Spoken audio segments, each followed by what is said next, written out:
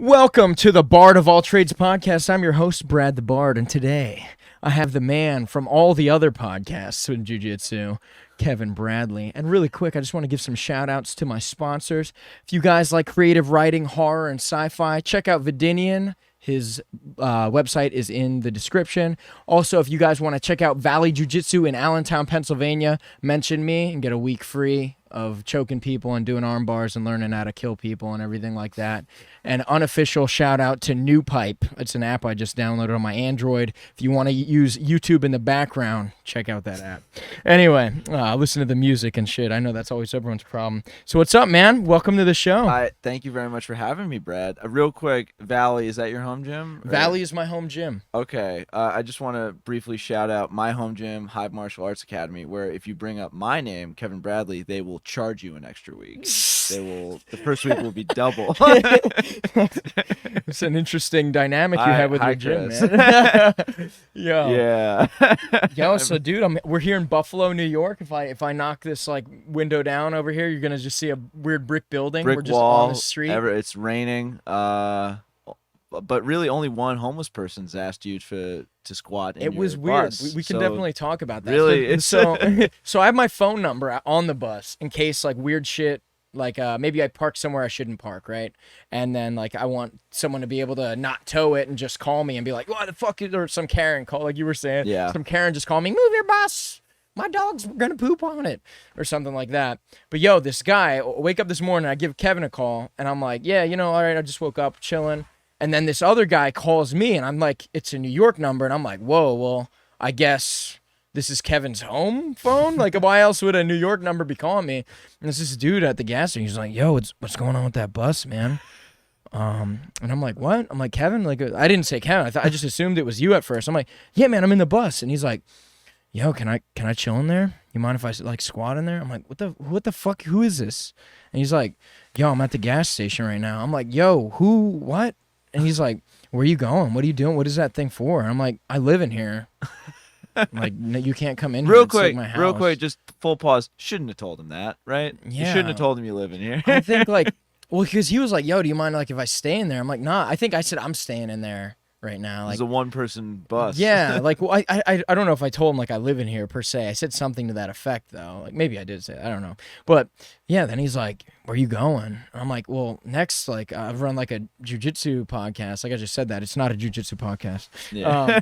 And then he was like, I was like, yeah, just like go to MMA gyms. I'm trying to sound like MMA is not interesting to weird crackhead guys. So I was like, maybe this was going to put them off. MMA is every day for them. They wake up. Every day's an MMA gotta fight for them. And then he was like, where you going next? I'm like, well, I'm going to, my buddy in Syracuse is my next thing. He's like, that's so weird. I'm from Syracuse. And he's like, you mind if I come with you? I'm like, dude, no. I'm like, I don't fuck with strangers like that. Dude, that's so crazy. My last name is Syracuse. Yeah. It's like, dude, please, can you Jack please Syracuse. Yeah. It's like I don't like where this is going. Can you just leave me alone? But then he hung up, I guess. And then you saw a guy like fucking. Yeah, so I came around to like because he like, came by like 10 yeah, minutes later. After I came up after a while. I walked my dogs, and I said, "Hey, there's some guy just like hanging around your bus," and he was mean mugging me. Damn. And I'm like, was that the guy? Like, no, man. I hope it wasn't. I hope it's just separate creepers with like mild intrigue and not just one stalker. Sometimes creeper. it's weird, but like different like weirdos like of lower level is better than one determined weirdo. Yo, 100%. You don't want one guy dogging you. Yeah, because then like I just got to either move or deal with it. I mean, moving for you is a lot easier than it would be for someone else. For the lay person. Yeah, but I kind of want to know. So you've been in Buffalo a few days now. Your first night you squatted on the Peace Bridge right on the border. I did. That was weird. That was a fun story. We can definitely go into that really quick too. I mean, like, that's you know the story. Yeah, I mean, you arrived and you weren't fully confident in this spot for being able to park your van, your bus. Yeah, I came up and I told you to go to bed because I was like, dude, I'm not getting there. It kept on getting 3. late. Yeah. I appreciate that because I need my sleep. Like, yeah, dude. And I was like, I'm not gonna do that to you. Yeah. So I pull up and I'm like, man, this is pretty city. It's and pretty like, city. Yeah, like if I used to live in Philly and I'm like, if I park anywhere in here with Philly in mind, I'm gonna get in some shit with the law. Like, so they're gonna be like, you can't fucking be here. The law doesn't really exist out here, though. Yeah. So I used this app Overlander to find like a spot, and the closest spot was like the bridge, like the Peace Bridge, like you said. Yeah. So I'm like, all right, like that's like 3 miles away, like too easy. I'm like, I'm tired as hell. I know where he lives now. Like I saw the apartment. I'm like, all right, well, I'm just gonna go like there. So I go over there, and I'm like, all right, well, this is all like every sign is saying I'm about to exist in Canada moments from this time right now. So I'm like, well, this is going to be an interesting trip now that I'm going to be going to Canada. And then I was like, all right, I got to the bridge and I started seeing semi trucks. I'm like, thank God. I'm just going to park with these semi trucks, go to bed, wake up, call you, and then I'll figure this situation out in the morning. So then, like, I did, and I'm like, I saw this cop, like, do something with some guy, like, in a van or something, I don't know. And I'm like, I walk up to him, like, yo, like, how do I not go to Canada? Like, I don't have a passport, and I'm pretty sure their borders are closed to Americans because we're gross and we don't have free healthcare and all that good stuff. Yeah, there's a lot of reasons. We keep our milk in cartons, not bags. Instead of bags. Yeah. But yeah, he's like, yeah, just go up there and turn around. There's like no thing over there at the thing. And there was like over here, there was spikes and shit. I'm like, no, they don't fuck around. They don't yeah. fuck around. Yeah. So then I come around and I like go, like there was like regular vehicles and like commercial vehicles. I'm like, I see the trucks going commercial vehicle. I'm in a fucking bus. I think I'm going to hit like the top of the thing for the regular like cars. So I'm like, I'll just go over here. Like, and the guy's like, what is this? Like, well, is this even a commercial vehicle? I'm like, no, it's a motorhome. He's like, what's going on in there? Like, he's like being so weird. I'm like, dude, I don't know. Like, he told me I could just come over here. He's like, I don't know how to do this. Like with the paperwork, like for letting a bus. I'm like, I didn't even come from Canada, bro. I was literally parked right there. Like, look at the cameras. And then like, he's like, all right, well, give me your license. And then he like made me get out and like, cause I didn't know my license plate number. And I just like went out and I told it to him. Like I came back. I'm like, can I just go? Like, I don't want to, like, I'm not, nothing. The other dude with the gun over there just told me I could do this. Like, you don't even have a gun. Like your authority's probably less than yeah. If you don't stop messing around, I'll tell Terry. Yeah. And he'll come over here. But yeah, and then Terry Triggerfinger. Yeah, Terry. The alliteration though. Yeah, so they let me through, and I think everything worked out. Yeah. Yeah. So I'm here now. Yeah. So I just wanted to take your temperature because today horrible weather, but yesterday near perfect weather. Dude, the weather was outstanding. Even today, like I honestly like it when it's raining in the morning because it doesn't heat the bus up. Like the roof of the bus is the first thing to get hot. Yeah. When it's hot out, and that shit affects you sleeping. Yeah. So like you've been around, you've been traveling around. How's Buffalo? Dude, Buffalo's fun as hell. Like yesterday was a blast. Like, yesterday was fun. We became best friends yesterday. Oh, no doubt. No doubt. Like you took me training in the morning at your gym, United Martial Arts. Great gym. Shout out Buffalo United Martial Arts. Thank you guys. Let me see if I can remember everyone I rolled with. He had a white belt, Dave, I believe. Yeah. It was a D name, I know. Josh, the MMA guy, awesome roll. Josh is great. Then Doug gave the class. I rolled with Doug. You called him Air Dougie. Air Dougie. He sent me in the air with some like stand, like put me in a handstand and then like Doug and I actually, I should have showed you this beforehand. Doug and I did an entry to Rafa Spars's WWE BJJ competition because he was an indie wrestler for a while. Nice. And so his like athleticism and ability to jump all over the place is next level. And I just had him. So the competition was you got to do some BJJ WWE skit. So like kind of it's very loose terms, but you got to fuse jiu-jitsu and wrestling. Like you got to do some kind of little mini skit about that. And there was a belt on the line. Raph had a WWE BJJ belt made. Oh, that's amazing. And I basically said, "Hey Doug, you just do whatever you want to me and I'll just roll with it." And he fucked me up during the skit and it was really fun. So thank you, Doug, for that. We got robbed. I'll say that right now. If Raph is watching, I think we deserved that belt. Yeah. Yeah, that's another thing. I'll show you that afterwards. Yeah, I'm interested in that. That sounds awesome. But Doug is one of those like Swiss Army knife humans where he's just like incredibly like a talented. Good guy. Very kind. Like and there was another black belt, Jason, I believe. Yeah. Great rolls with everyone I had in your gym. Which is cool, man. I keep traveling around and I've yet to like find like a dog shit gym, like where it's like I'm treated like complete like an outsider kind of thing. Yeah. Yeah. Like I have favorites, like some are more favorable than others. Like any gym that has a shower automatically, like I give props to because my bus doesn't have that. Yet. But yeah, exactly. It's Probably not by done. the end of August I'll have at least plumbing situation, so I can like send a sink thing out the window, because I've that's seen cool. some people do that. But yeah, it's been pretty fair so far. Studio 84 has been really kind to me so far as Shout well. out Studio. Yeah, dude, Gaetano like just literally like was like giving me the keys to the kingdom. He's like, dude, just shower and poop here. Like I don't even care. Yeah. And then 10th planet. So I'll talk about like every stretch of my journey. So I started with Studio 84. Then I went to 10th Planet Bethlehem. They were also awesome. I wish they had a shower. It's the only thing that was like bad. It's such a wait. 10th Planet. They don't have a shower. They don't. They're really they're putting one in. And okay, it's because it's like the giantest like. It's such a huge space. Gym. They've got two big mat rooms, like a lifting like spot in the back with it's power a dream. racks. It's just missing that one piece, dude. Yeah, that does. That's very peculiar. They even have a chessboard there. Like I was playing that one of their brown belts, Andrew. Like, they got pretty funny merch too at the front desk. It, dude. Yeah, I think they had a My Hero Academia thing. Really? Yeah, I'm not sure. I know they have like the Finisher's Power Ranger shirt. Yeah, I need to get me it's one of those.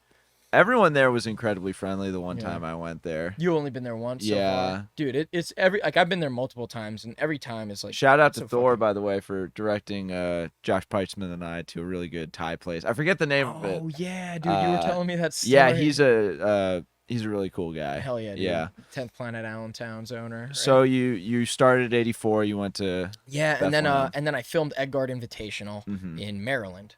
And that was really cool. They have a shower there too, and then, like I got to meet Chris Crawford, which was pretty cool. Yeah. I got to roll with him a little bit. I keep getting to roll with some like incredible dudes, like Keith Krikorian, who I had at Studio 84. Obviously. Hopefully, I get to swing back down and around. I think he's in pretty good health right now. Well, you're gonna be back in. We're both gonna be in Jersey on the 17th. Let's talk about that a little bit, man. Like you invited me. Anyone? To that. Well, yeah, I'm trying to. Putting out the bat signal.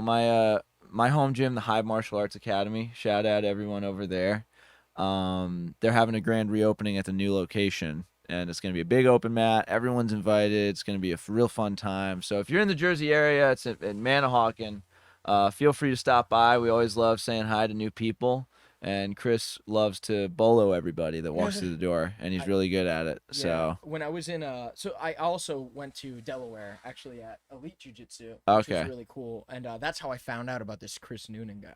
Chris Noonan, the Renaissance man. Yeah. So Jess Bermudez actually told me about him. She's like, "Yo, do you know Chris Noonan? Like he's like a musician guy too. And, like, he does like all these other crazy things."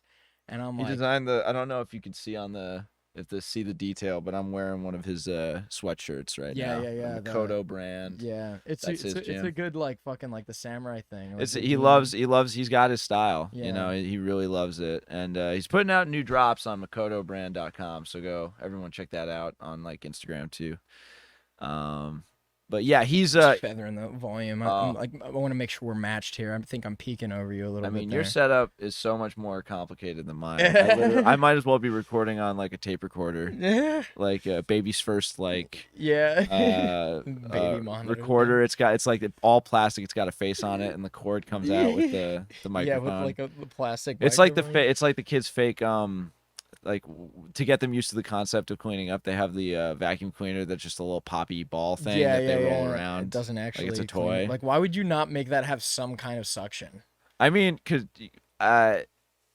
it's true. Put babies to work. Yeah. Put babies to work. Child labor laws are ruining this country. Exactly. You know, we were at our best when our 5-year-olds were in the coal mine. You know, that was when we were tough. That was when we had a stoutness, like iron in our belly. Yeah. For sure.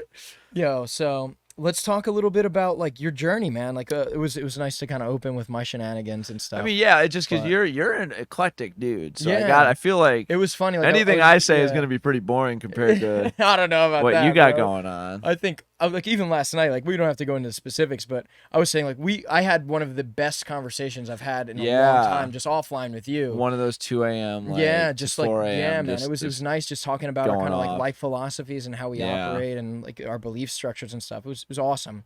But like your lady was even saying like I'm one of the only shout out to my lovely fiance Shanice. She was saying like I'm the only jiu-jitsu guy you brought around that doesn't talk about jiu-jitsu. Yeah, you're like every other word out of your mouth is acai. Well, she's met like Chris is one of those guys who's very multifaceted. Most people I know are multifaceted. It's like who I invite over to the house. Yeah, like that's where it gets a little like one note. But tell me about like what you told her, like, yeah, I'm gonna invite my friend Brad that I met like 1 or 2 times. She's just like immediately she's just like, what the fuck are you lives talking in a about? I'm like, fucking listen, there's this guy I know kind of through some other people maybe. He lives in a bus and he's just gonna he's gonna chill. It's weird. You know? He's not weird though. He's a cool guy. This is a good idea. You need to all our stuff will still be here when he's gone. You don't need to worry about that. And I mean, that's a tough sell just because we really appreciate, our space. But yeah, and no, dude, we also love having hospitable. company. Yeah, man. Hey man, we appreciate it. Yeah, dude. Like I remember, like you were in the minute you compared our layout and our furniture to just like an IKEA showroom. That was when you were like in with Shure. Yeah. Now she's like, okay, so Brad, like one of our kids will be named Brad. Bradley. Yeah. Too easy, right? Middle name Bard on one of them, maybe. Yeah, Bard. No, I'm not gonna raise a Bard. No, it's all like monk, sorcerer, multi-class. Like all that. right, Those are the man. only guys. Gotta. I'll raise a warlock. Warlock. Like one of my kids, I'll sell to Satan. What about a druid? I thought you were rocking the druid thing. Yeah, but like, nah, we're too city for that. Too city. We're too city for that.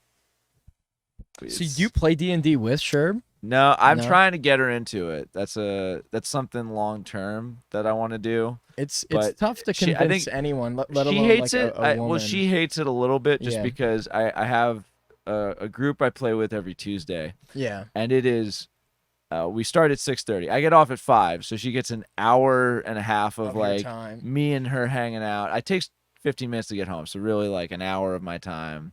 And then from 6:30 to 11:30.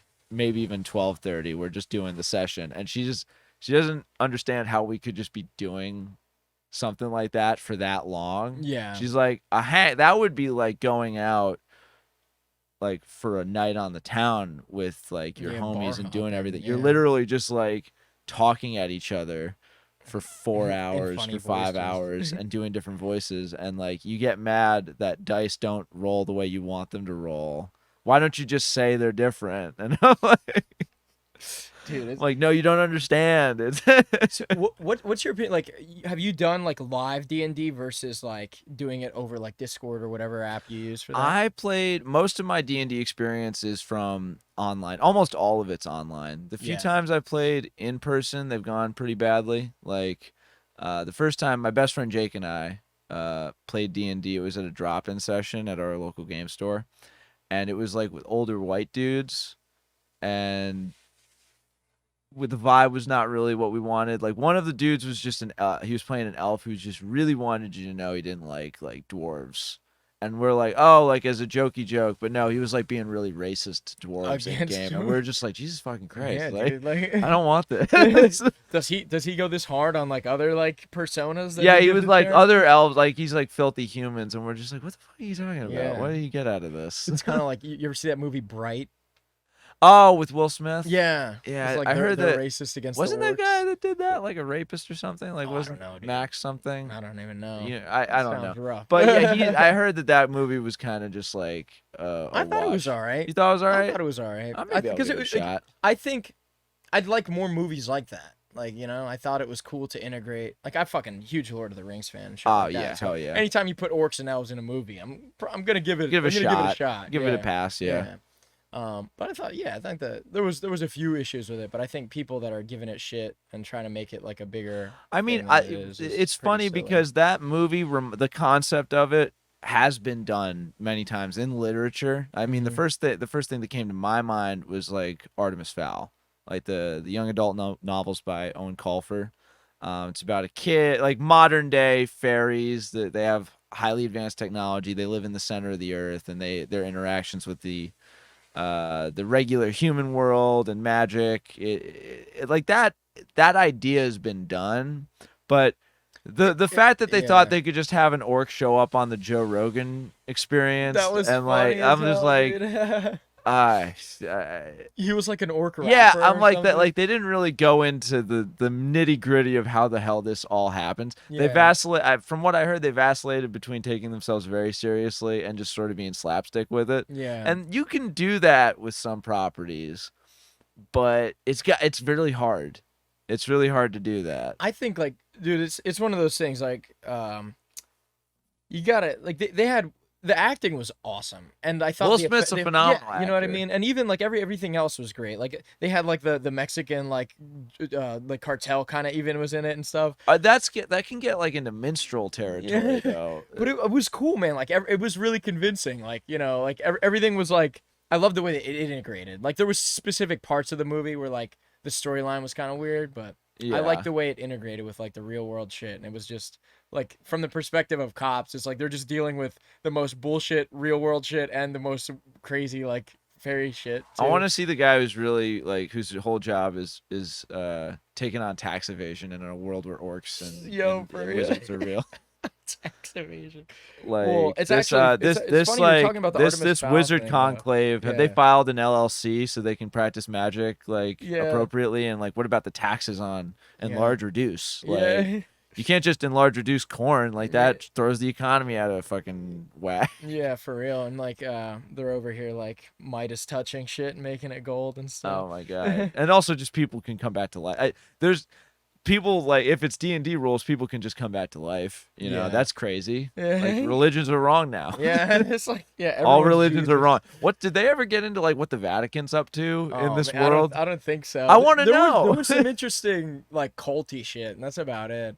But just like touching on it, like one of the sponsors of the show, Vedinian, he has like kind of modern like fairy vampire kind of weird like elf thing like story that he's writing. Oh, on is his he? website. So he's an Definitely- author. Yeah, it's awesome, man. Definitely worth checking out.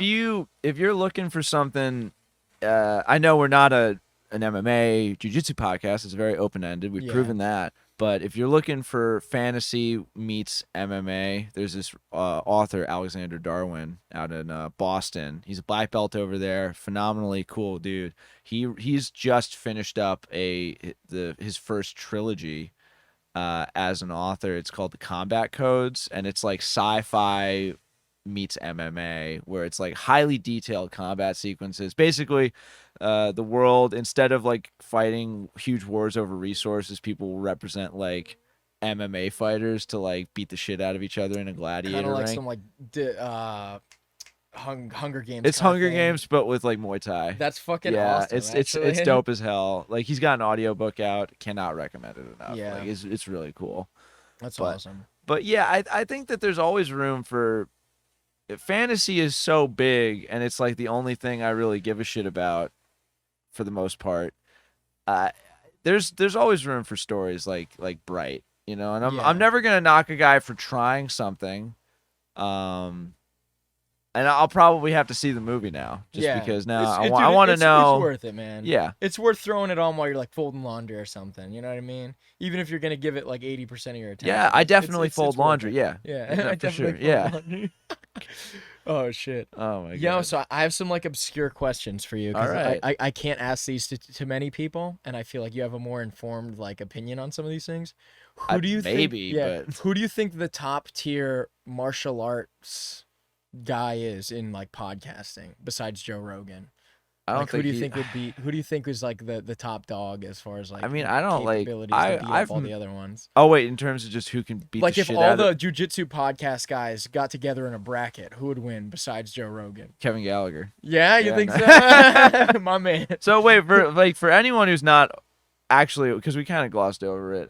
My background is for 100 episodes, I ran a podcast with the Jiujitsu Times. I've also contributed news stories with them. I was a combat sports journalist. I'm writing more and doing more content for the Aces Jiu-Jitsu blog. So I've got that wealth of experience to draw from. And my partner through all of that was multiple time IBJJF Masters champion, Mr. Kevin Gallagher. Shout out.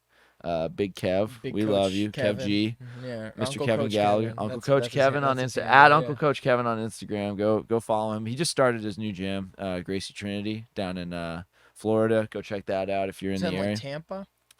I think it's near Tampa. I'm not 100% sure where it is. Nice. And he's gonna ding me for that. Yeah, but he well, forgot my it'd birthday, be like so that. Yeah, I feel fair. like, you know. GT well played. Yeah, come on, your balls in your court, Kev. Yeah. In terms of just who's the most combat ready? Well, I think Michael Bisping has a podcast, so like Damn. that's a tough one to beat. Matt Yeah. Serra's got a podcast too. They can both beat the crap out of Joe Rogan. Yeah. No offense, Yeah, no yeah. offense at all. He keeps it tight, Yeah. but He's a little old. That well, TRT they're all a little doesn't- old, to be fair. And I've met Joe. Like I met him one time at Metamours 3, and I was in the picture. I'm kind of towering over him, and at the time I was a like malnourished high school runner. So like he's way wider than me, but like he's a shortish guy. Is it Joe Rogan? Is Joe Rogan, yeah. What? Yeah. I thought he was like 6 feet tall. I don't What know the why. fuck? I don't know why. No, I never met him. I never seen him in person. He's Jesus. like he's a pretty short dude. Damn. That doesn't mean like a ton, but I'm just like, yeah, I don't really know in terms of the BJJ podcast game. It's a pretty niche market. I'd love to see Rafa Esparza take on Joe Rogan. Oh, Jake Watson. I would say Jake Watson could probably. He's up there on the tier list. He could do some work. I don't know where his striking's at, but Jake Watson's one of those top tier competitors few people are talking about, and I'd love to see him do that. That's funny, man. And then he could like get on the mic and talk about Jesus Christ as Lord and Savior. Game changer. Yeah. Well, yeah. Let's talk a little bit about the origin story of Kevin Bradley. Okay. Yeah. Let's hear it, man. All Can you right. start? What got you into jiu-jitsu, and then what got you into podcasting? Obviously, like you have the journalism background, but let's definitely like start from. Well, the I was a ground up. journalist before I did anything with martial arts. But my first exposure to jiu-jitsu, and I've told this story a few times, was I was a runner in high school. I was on the cross country team and the track team, and that was my only real physical activity was running. And one day there was this like game that my high school was doing where people would like they would get it's fucking the more I have to explain it, the stupider it sounds, and I'm just thinking why I ever thought this was a good idea. But everyone would like do this game called Assassination, where every week there would be assassins and there would be targets, and if you were an assassin, you got assigned a target. And you had to shoot that person with a Nerf gun. Dude, I've heard of Yeah, this. yeah. And there had to be a witness, yeah. and it had to be off school grounds. And so basically, the idea was you jump them like when they were at Target or something, That's or funny or as at hell. their house, Yeah. like or just doing something at a dorm park. or Yeah, something, yeah. yeah. But it was supposed to be in light fun.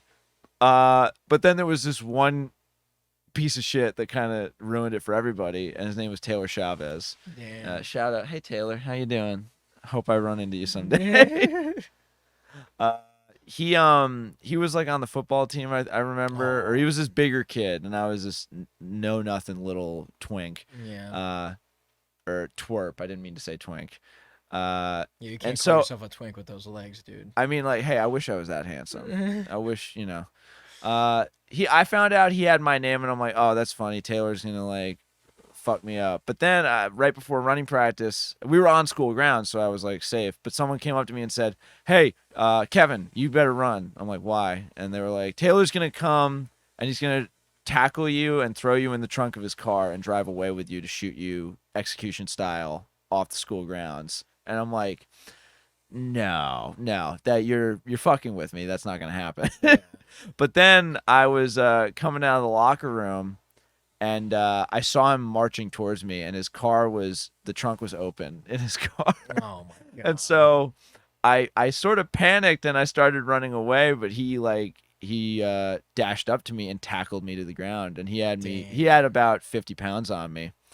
And so he was just like shoving my face in the dirt and dragging me by my legs. And I was really scared just because I'm like, what the fuck is happening? What the fuck is going to happen? I got through life pretty easy. Like I never got beat up before, shit, you know, yeah. I got like made fun of. I never got fucking assaulted. Yeah. And then my coach, my running coach, Ed Berberich, saw this happening. And I'd known he had done some martial art. I wasn't really familiar, but I later found out he was a purple belt at the time. And so he ran up to this kid and jumped on his back, immediately sunk in the rear naked choke with a body triangle, and flexed backwards. The kid's already turning purple, and he's like collapsed to the ground. And Ed's not really letting go until he feels a gurgle. And then he lets him go, and the kid just gets up, says, F word, you're an F word, and then he just stumbles away. And I remember getting up, and I go, oh my, Ed, you fucking saved me. And he immediately got up and grabbed me by the shoulders and said, tell me he was 18. I can't afford a lawsuit. And he was so terrified. He's like, you need to tell me he's 18 Yeah. right now. That's amazing. And then I'm like, yeah, he turned 18 like last month. And he's like, okay, good. All right, we're going on a run, everybody. I can't afford a lawsuit. He's like, literally, I have $2 in my checking right now. Tell me That's I could get away with that. That's amazing. Yeah, no. What a G, man. Yeah, no. So he fucking saved me, and that was in high school. And then did you ask him like, yo, like, what? How did you do that? Yeah, and he's like, you should come to jiu-jitsu. Damn, dude. And so I did 2 classes with that at Gracie Sports. That was my gym under Marcio Stambowski. But I think it was just mentally, I wasn't really ready to commit to jiu-jitsu, and like I was already busy with school and running. I was doing indoor outdoor track and cross country, and so my parents didn't really want to drive me all the way out to Norwalk, which is a bit of a hike, to do jiu-jitsu, and that was the only gym in the area at the time. So I just put it on the back burner. Yeah. I put it all like away, and I thought, maybe I'll come back to it. Like I did I did an Americana, and I can do that, I think. Yeah. So I think I'm good. And it was cut to sophomore year of college. I was on no, cut to freshman year of college. I'm on winter break. I hang out with Ed and this other guy, Jeff, who would later become one of my best friends, and they were both into jiu-jitsu, and I was just hanging out to shoot the shit with them, and they both basically like shame me into doing jiu-jitsu. Like, hey Kev, like, why the fuck don't you do jiu-jitsu? Like, you should do it. Yeah. You have a really good origin story. You should commit to it. And they basically said, we're not going to be friends with you unless you do jiu-jitsu. Yeah. And so I'm like, fucking fine. So that summer, I start doing jiu-jitsu back at not at Gracie Sports, but Soulcraft, which is a place under Gracie Sports. And I'm training with Ed for a few months, and haven't looked back since. That's awesome. Yeah. Man. So yeah. That's sick. And then Ed was eventually the guy that gave me my blue belt. So Yeah. and my blue belt was actually Jeff's old competition belt. So Oh wow, he gave you like he gave a me used his one? belt. That means a lot. Yeah, I no, it was think. a lot. Like yeah. I gave my son my white belt. Oh, Yeah, that's I was great. like, dude, like I this- gave it my white means- belt to my little brother Sean, and he doesn't. I think he Train. fucking lost it. Oh, man. He was like, I don't really know where it is. I thought it would inspire him to train, and he's like, no, that's fucking dumb. That's I don't shark wanna do that." cartilage guy. Shark That was on the cartilage phone? guy. Yeah, that's him. Yeah. That's awesome. Yeah. Oh Hey, man, Sean. that's funny. He's not gonna watch this. Yeah, probably not. So then, like, how did you get involved with like the podcast circuit? Well, I was going to school for journalism, Mhm. and I was training. Where'd you study? Every- I'm curious. What did I study? Or Where? I studied St. Bonaventure State- University. okay. Yeah, SBU. Yeah. In Olean, next to Olean, New York, in Allegheny. It's middle of the nowhere. Meth's a really big problem. We might get back to that later, but Yeah. but drugs are a huge problem. Yeah. But yeah, no, it's just a small middle of nowhere Western New York town. And so I went there because I really liked the journalism program, and I knew that's what I wanted to do. And I was about to graduate, and I realized that I wanted to try and integrate myself more into the jiu-jitsu culture, because I just got my blue belt, and I'm like, hey, maybe I could I read a lot of blogs for jiu-jitsu. Specifically, I was reading a lot of stuff by the Jiu-Jitsu Times. I'm like, maybe I could write for them, because I didn't know what I was going to do out of college, and I thought I need more experience. I need more stuff to build my resume, and I don't want to write about local. My first job in college was writing at Tap Into Olean, which is a hyperlocal news site that they have an agreement with the college where students can get writing experience writing for them about local town issues. Like I wrote a story about my local Magic the Gathering card shop, which was really fun. I wrote a story about I actually wrote a story about King of the Cage, because it came to a nearby casino, and I was able to convince them it's kind of in the city limits. Let me go cover the fight, and so I got to cover the fight, which was really cool. That was like your first. That was my first MMA story. Nice. Yeah, that was really cool. And so I thought, I got a lot of experience, but I don't want to keep doing local news stuff. Mhm. And so I reached out to Avery Clemens. Shout out to Avery, the one of the pillars that keeps this community together, because man. everyone fucking loves her. I DM'd her saying I'm a huge fan. Are you guys hiring at all? And she said, send us some writing samples. And so I sent them in, and she gave me the job. That's And awesome. so man. that was my start in combat sports media. That's awesome. Yeah, she's fucking the best. If Yeah. you haven't read her stuff, go immediately go read it. I don't give Yeah. a shit if you care about jiu-jitsu or not. She's a great writer. Yeah. Yeah. Dude, that's awesome, man. Yeah. And then, so now you have since departed from Jiu-Jitsu Times with Kevin, Mm-hmm. and now you're working with Ace. Well, I'm still doing some pieces with them Okay. on a different basis, Mhm. but I was looking to start doing something new. I'm still Avery's also writing with Aces too, which is great. Oh, wow. Yeah, so That's she's crazy. writing. She just loves to write. So there's She just can't like a write. lot of cross-pollination throughout the whole. Yeah, I think everyone that's not Flow kind of has to team be up, able to yeah. cross pollinate a little bit. There's obviously competition, but we're all freelancers for the most part right now. That's a lot of the game. So I think being able to write in different avenues for different outlets, where something might not be a great fit for one, could be a good fit for the other. I'm mainly with Aces now, but I still love the JJT. Yeah. They're good people. And that's how I met Kev. Yeah. So I'm one of my best friends. Yeah, which tell is me really cool. about how you actually met Kevin. Well, I didn't actually meet him in person until last month. That's that was so funny, dude. Yeah. I had known him for almost 2 years, and I'd never actually met him, which is kind of crazy. But I floated the idea of starting a podcast for the Jiu-Jitsu Times to my boss Kit, the owner of the website, because I had a podcast before all about Star Wars with Ed and Jeff. Oh, It was wow. called the Emperor Experience, and we might pick that up again someday. But it was a lot of fun. We basically Yeah. covered Star Wars news and stuff, and talked about how much we love Jar Jar Binks, and it was a fun time. And I wanted to do that again with jiu-jitsu, because I thought I'm not really ever gonna get. I don't want to be some competitive world beater. I just don't. But I'd love to help the sport in my own way, and that could be Yeah. like producing content Yeah. and drawing up some excitement about it.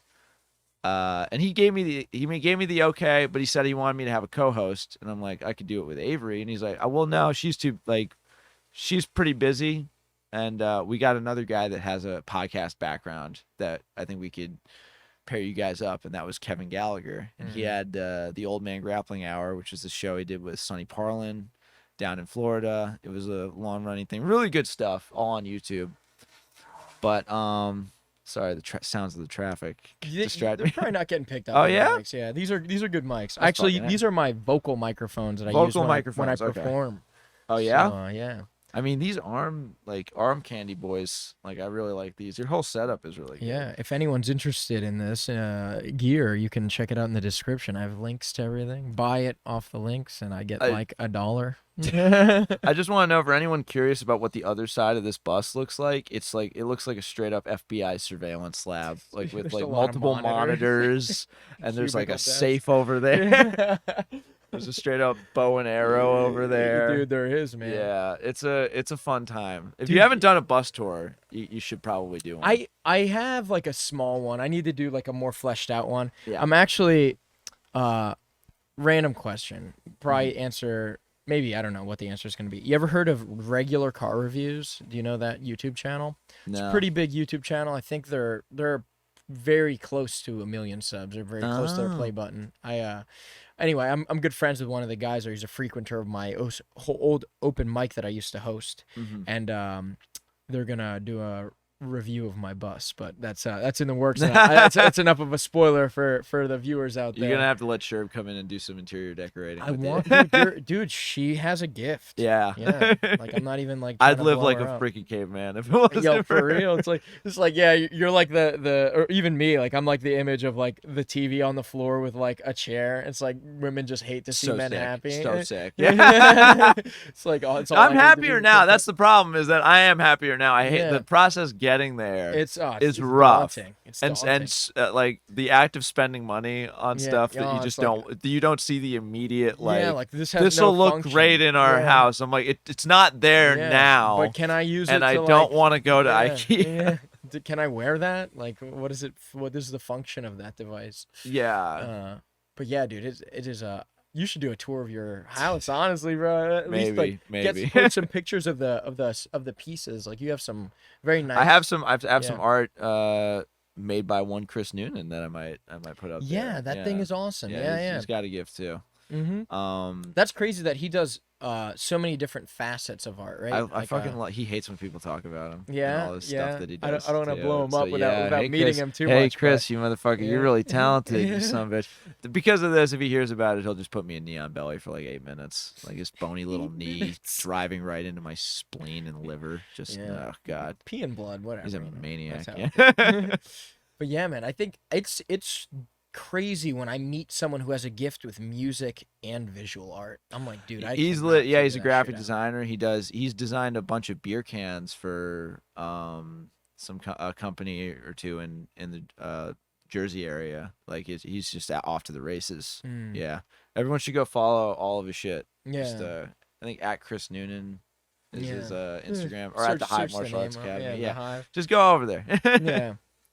But So- back to the Kev. Yeah. So we met like in I Facebook messaged him and he's like, "Oh, are you the guy? Like, are you the guy the kid told me about?" And I'm like, "Yeah, we should get on a call." And so we talked, and I'm like, "He seems like a good guy." And then in perfect podcast fashion, we filmed our first episode, and he's like, "That turned out really well." And then 20 minutes later, I got a call. He's like, "Hey man, you're gonna kill me. I never pressed record." And it was a really solid opening episode. yeah, like yeah, I'm like, yeah. wow, this is like the rock we can build this Yeah. church on. Hell yeah, like the cornerstone. And he's like, "Hey man, I fucking I goofed it. Whoops. Whoops. Bad me alert." Yeah. But then so we did it again, and that's when I realized I'm like, I'll do the tech stuff. Yeah. I can do I'll that. figure You that be the part out. personality. Yeah. I can do this.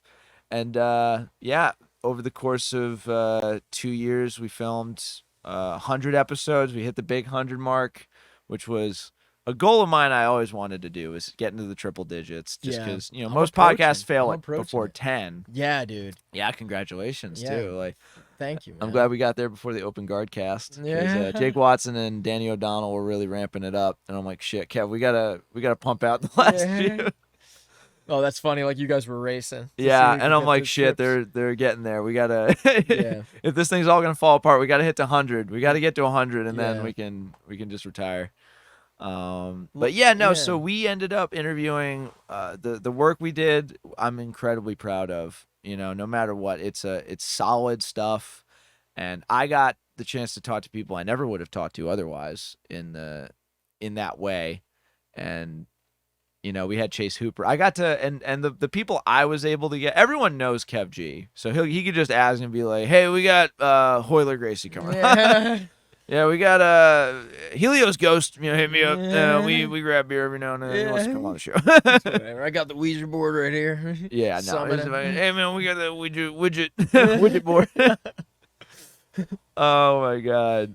That's awesome. Yeah, no. And so, but like whenever the level where I was able to start getting people and they would respond when I would say, "Hey, we do the JJT podcast," that was really special to me. Like when we got Chase Hooper for 2 different Yeah. episodes, UFC prodigy phenom on the up and up, fucking Ben Askren's illegitimate child. Oh my god. Getting to talk to him, him being such a young guy, so talented, he's going to be, I think he's going to be a staple of the promotion for many, many years to come. That meant a lot. Yeah. And, And you reached out to him directly. yeah, I hit him up and he was just, I DM'd him on Instagram and he's like, "Hell yeah, that sounds cool." And I'm That's like, awesome. "Really? That's Okay." awesome, man. So let me ask you this, man. Like, what are some strategies that you use to approach guests? Like, for me, I'll talk a little bit about like how I do it. A lot of with mine is like, I figure out where the web of my connections exists and how far does it reach. Like I am like, like I'm a few, like connections short of reaching like guests that Joe Rogan has had on. I'm a few people removed from that. And it's cool Yeah. to like look at that. And it's not like I'm trying to have all Joe Rogan's guests on. Yeah. But it's cool to see like how that web exists with mine and like how close they are.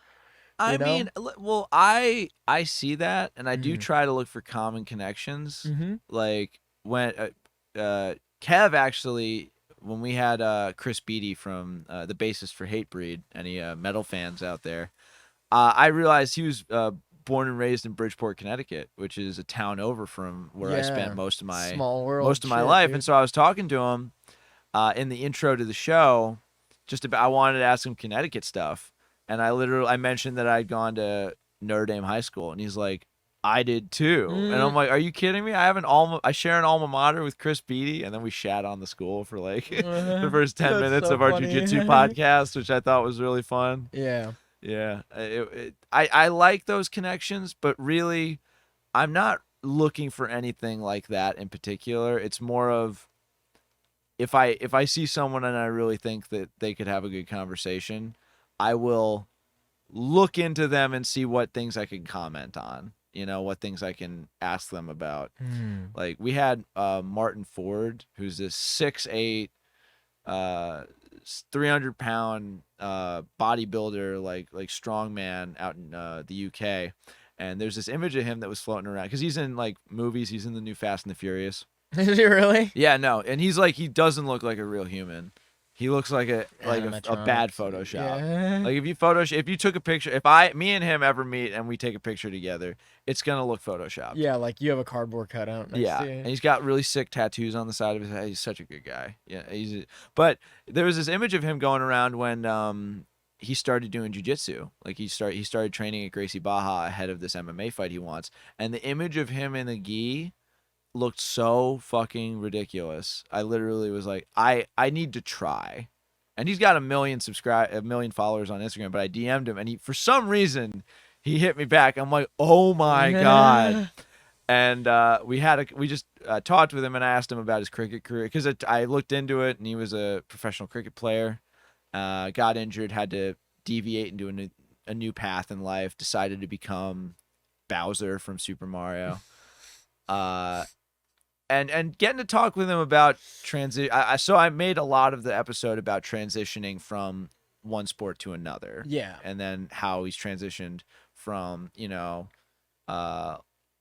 bodybuilding and like not even like professional, but amateur, like YouTube, like centric bodybuilding to jiu-jitsu and MMA and what it means to be the biggest guy in any gym. So I'm usually just looking for people that I kind of want to freak out and talk to. Yeah. Like if I'm literally running like a light sweat before the podcast, thinking like, oh my god, that's most of the podcasts, just because I like the fact that I'm gonna have a really good time talking to this person. Yeah, that's so cool, man. Yeah. How do you kind of vibe a person out and figure out like, is this gonna be a good podcast guest? Kind of thing, like maybe man, this guy's kind of like an introvert, it's gonna take a lot of grease to get his gears going, kind of thing. What sucks is sometimes I don't realize that until the start of the podcast, and then I'm like, oh shit. Yeah.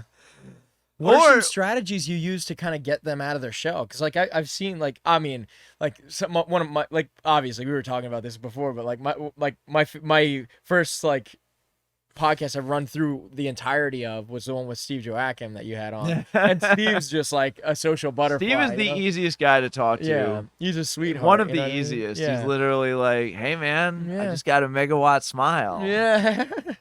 What's up? Yeah. But like I'm sure do you need help moving? Yeah, right? It's like, damn, dude.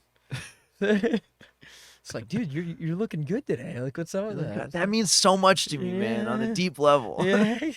If even if it was alive, Steve ever went up to me and was like, hey man, you're looking big. Like, you're looking strong. I think I'd never feel the need to lift another weight for as long as I live. Yeah. I'd be like, I'm good. Yep. I'll atrophy. I'll stop moving. I'll be like, yeah, I'm good. I don't need to move anymore. Yeah. I got I got what I wanted. What else do I need to lift for? I got everything I could ever hope to. Yeah. Yeah. That's funny. I thought marriage would do that, but no, it was Steve. It was Steve saying, yeah. Yeah. Looking good, bud. But yeah, like how do you get some people out of their shell though? Well, I think making them laugh is a really good important thing. Of course. Like if you can just like throw jokes at them until they Yeah. until they laugh, and then Figure it's out kind the of genre of easier their after humor, that. yeah. But I also think I have the benefit of working with a really charismatic co-host. Of You know, course, Kev yeah. G, no matter what, will elicit a positive emotional reaction from anyone. Like, give him enough time, he will figure it out. So Yeah. if I'm struggling, I will literally just kick it over to, or naturally let Kev just take Yeah, over. kind of Because let like, the ebbs and flows of yeah, the show. Yeah. yeah, no, That's awesome, man. he is, and it took a while. In the early episodes, he could tell you that we ran into some like talking over each other problems because we were Yeah. never in the same studio too. So it was Yeah. always like digital, and it's hard. Yeah. It's hard to thread the That's needle. definitely challenging. I think like it's interesting, like Joe Rogan, like when he had Edward Snowden on his show, like, Oh and my that was God. remote. I'm like, that is a very acceptable podcast. Like, I'm glad that exists, and I don't care that much that it's not in person. I You know mean, what I mean? yeah. But I for mean, me, fly like, Joe to the embassy. Fly yeah, 'em. yeah, for real. But for me, I'm like, like I've had people try to pitch me like, yo, let's just do like a Zoom call. I'm like, nah, man, I'll come to you. Like, I I'll have like a that's what the bus. bus is like. Even before the bus, like I was like when I first interviewed Gaetano that owned Studio 84, I'm like, yo, like I run this podcast. I like in my early jujitsu career, like before I even trained, actually, like I was kind of running, like helping run an event, before I even did like jujitsu, all like that. Real quick, keep talking because Yeah. I'm gonna take the sweatshirt Yeah, off. It's do a it, little do it. hot. Yeah, yeah, it's all good, man. Step off frame. Yeah, Keep going. yeah. Gaetano. Damn, you don't want to show your boobs? No, I'm just No. kidding. But yeah, so like, yeah, the OnlyFans. Yeah, let's get the like counter to 1,000, and he'll make an OnlyFans.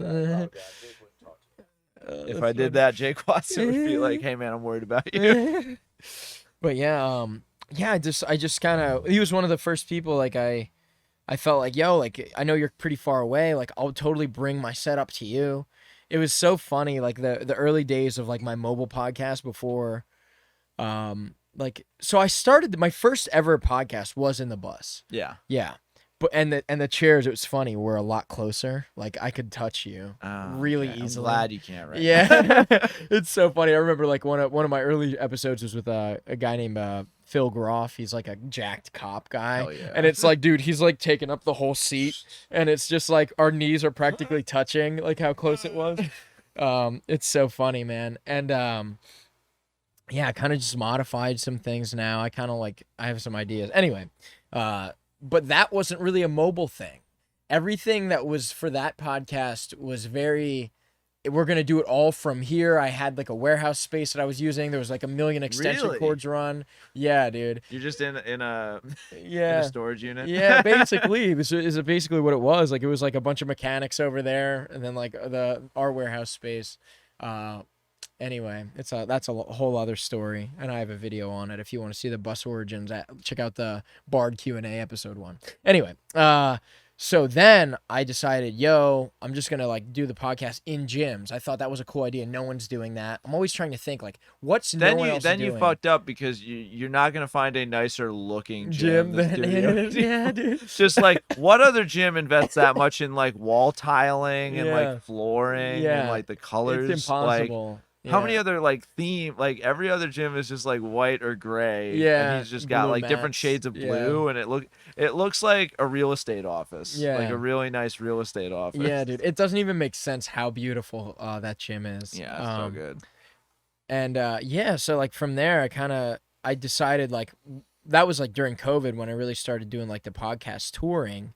And then I started going, you know what? Like, it's now or never with the bus. Like, I've owned this thing for years. If I'm not gonna How long have you owned it? You told me it was a long time before you actually committed to it. Probably like fucking before I did jujitsu. Oh, okay. Yeah, I think. So like at least 6 years. 6, 7 years, Yeah. maybe. Yeah. It's crazy. Like, Wow. well, who owns a fucking school bus that long? That's And then frugal. yeah, so like COVID hit, I lost my job, and I'm like, yo, like it's now or never. Yeah. Like, you know what I mean? Either I'm gonna do this or I need to fucking just get rid of the bus and like figure some other thing out.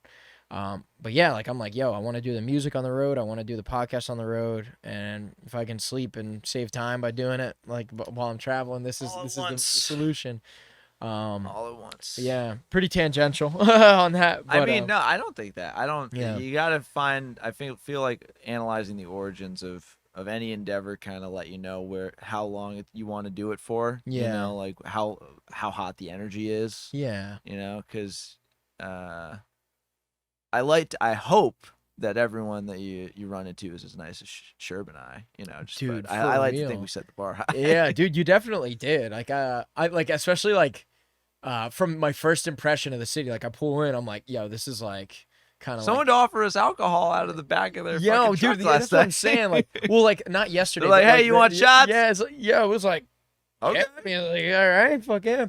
But the first night I got here, like when you were sleeping and I stayed on the bridge, like I pulled up to the city and I'm like, first of all, like I'm pretty beat. Drove 6 fucking hours. To get here. Yeah. Surprisingly, I didn't fuel up. Yeah, the entire time. You showed me I the couldn't fuel believe. gauge, I thought I was gonna need to fuel up on the way, and I didn't. Like I still have a little, like less than a quarter tank, which was very surprising. I was like, that's insane. That's a fact. Right. Anyway, yeah. So I pulled in. I'm like, yeah, this is gonna be weird. And then I parked on the bridge. And then yesterday, everyone, like, I've just been having the most warm experience. Like we went and trained. Your gym is amazing. Everyone there was Yeah. super welcoming. Then we went and got food at that waffle spot, which was super Wonder solid. House waffles. Yeah, This really place solid. was great. A lot of people just smiling at me. Like I felt just good vibes everywhere. It was when Buffalo's really sunny and you're in the right spot, like it can sing. It Yeah. can really sing. And then like I started like crashing because I got like 4 hours of sleep. And then you were like, "Yo, just take a nap." And I was like, "Oh, I don't know." And then I sat on your couch. I'm like, "I think I'm You gonna deny take a nap." someone a nap when there's no work that needs to get done and they clearly need it. You're just a freaking loser. Yeah, Get dude. out of here with that shit. Let me take a nap in your spare bedroom, and just like it was just so hospitable, man. I mean, listen, it was we've loved having you. Yeah. But what I want to know is what are, like, as of right now, you're a little bit into the you came up to the top of New York and now you're going to be working your way down. You're going to head to Syracuse. Yep. Long Island after that. Probably we'll see. Maybe I'll hit another one on the way. Like it's so funny. I tell people like there's no itinerary. It's a very loose itinerary. It's not. There's no like regiment schedule, right? Because I don't know if someone's gonna hit me up and be like, "Yo, I heard like you're in this area. You should come like hang out. I own like a chicken farm or whatever random thing." I'm like, all right, I like eggs. Let's check out your chickens, man. Whatever. Like you got a place for me to park the bus. I'll check it out. Shit. No, you just fucked me up because like eggs and like a Taylor ham egg and cheese right now would fucking slap. we're gonna have like to an get over easy egg. I said over easy. Yo, but yeah, man, it's just crazy how like and it's not even that like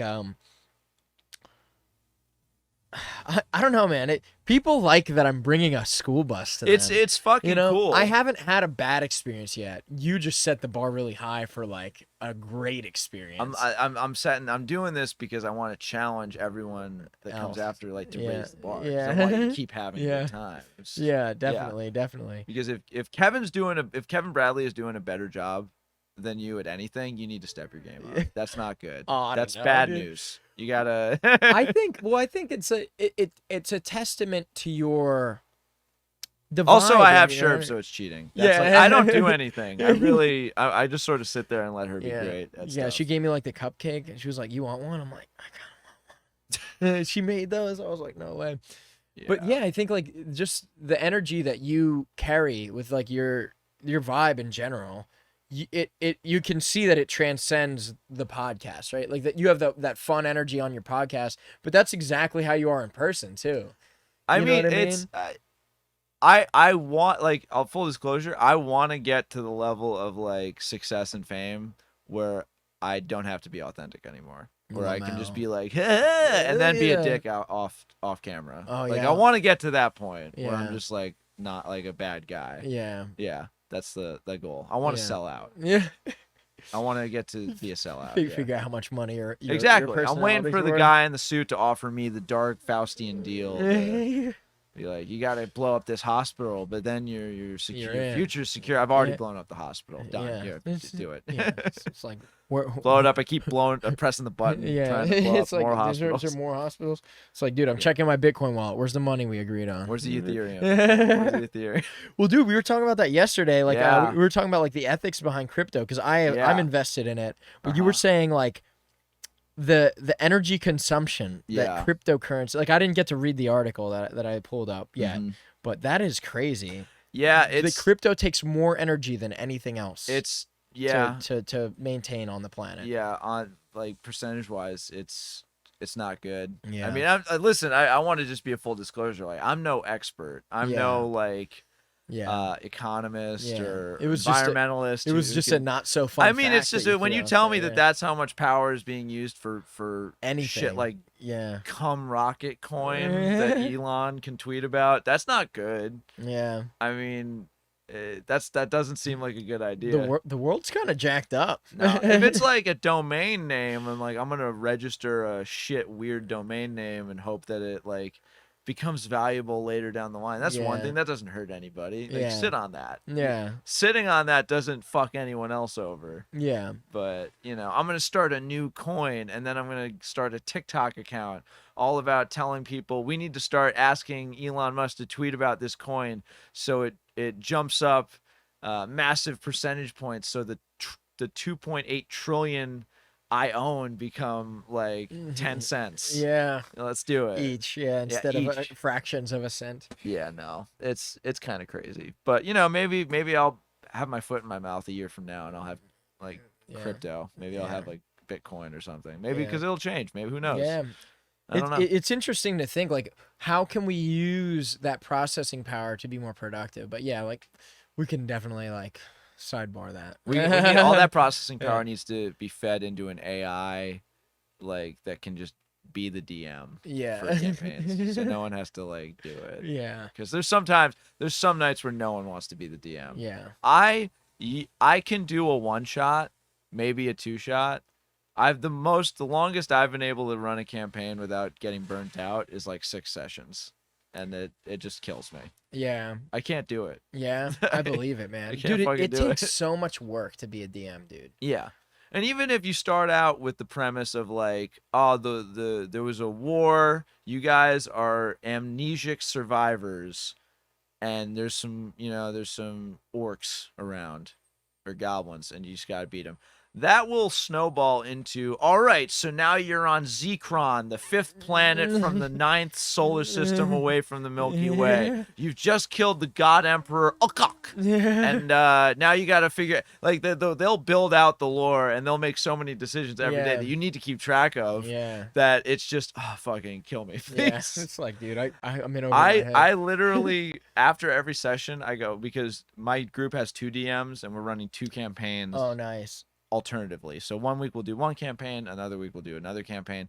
After both of them, I literally go, I try and hit them up. Like afterwards, everyone always thanks the DM. Yeah, but I literally go, bro, I don't know how the fuck you do it without. Like, have you DM'd before? I've never DM'd before, dude. I would recommend trying it. It's a trip. You'll have to co-DM with me or something. No, I don't want to. Like that. I'll have to do it. I have to run some more. Like I was telling you, man, the last campaign I was in was during COVID, and it's been like months since I've done it. It's probably since like January. Oh, and yeah. We're in July. So oh man, it's been like 6 months. I mean, you go on Roll20 and like they have people that post about looking for games. Oh, I've never joined a game that I've ended up loving because it's like weird. And there's some people that say you have to audition to be a part of our campaign. Like, give us your character concept and like your years of experience. Like, you have to have a resume. Yeah.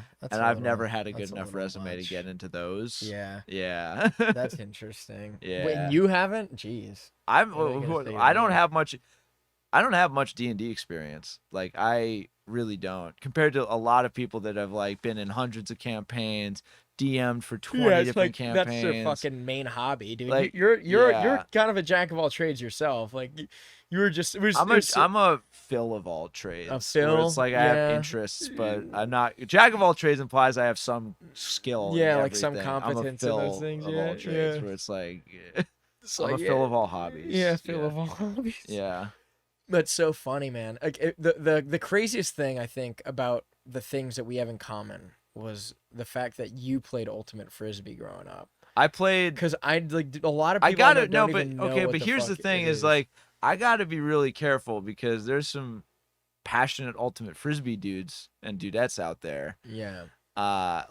When my cross country and track team didn't have like scheduled workouts or we were given the day off, we would like as a unit aggressively play the shit out of ultimate frisbee. It wasn't like there was a league. Yeah, We yeah, would yeah. just play inter squad like Yeah. scrimmages, but we fucking loved it. Yeah. Like it It's was so I have great, dude. vivid memories of Yeah. loving ultimate Most frisbee. of my ultimate frisbee career was pickup games as well. It's Oh, just, yeah? dude, it's such a fun I gave game, you a dude. gi and you traded me some frisbees. Dude, I wish we yeah, dude. Well, you never played disc golf. It's funny, like That's true, yeah. Both of us agree, like golf sucks. lame. Whack. Okay, hey, Papa Bradley, my dad. Yeah.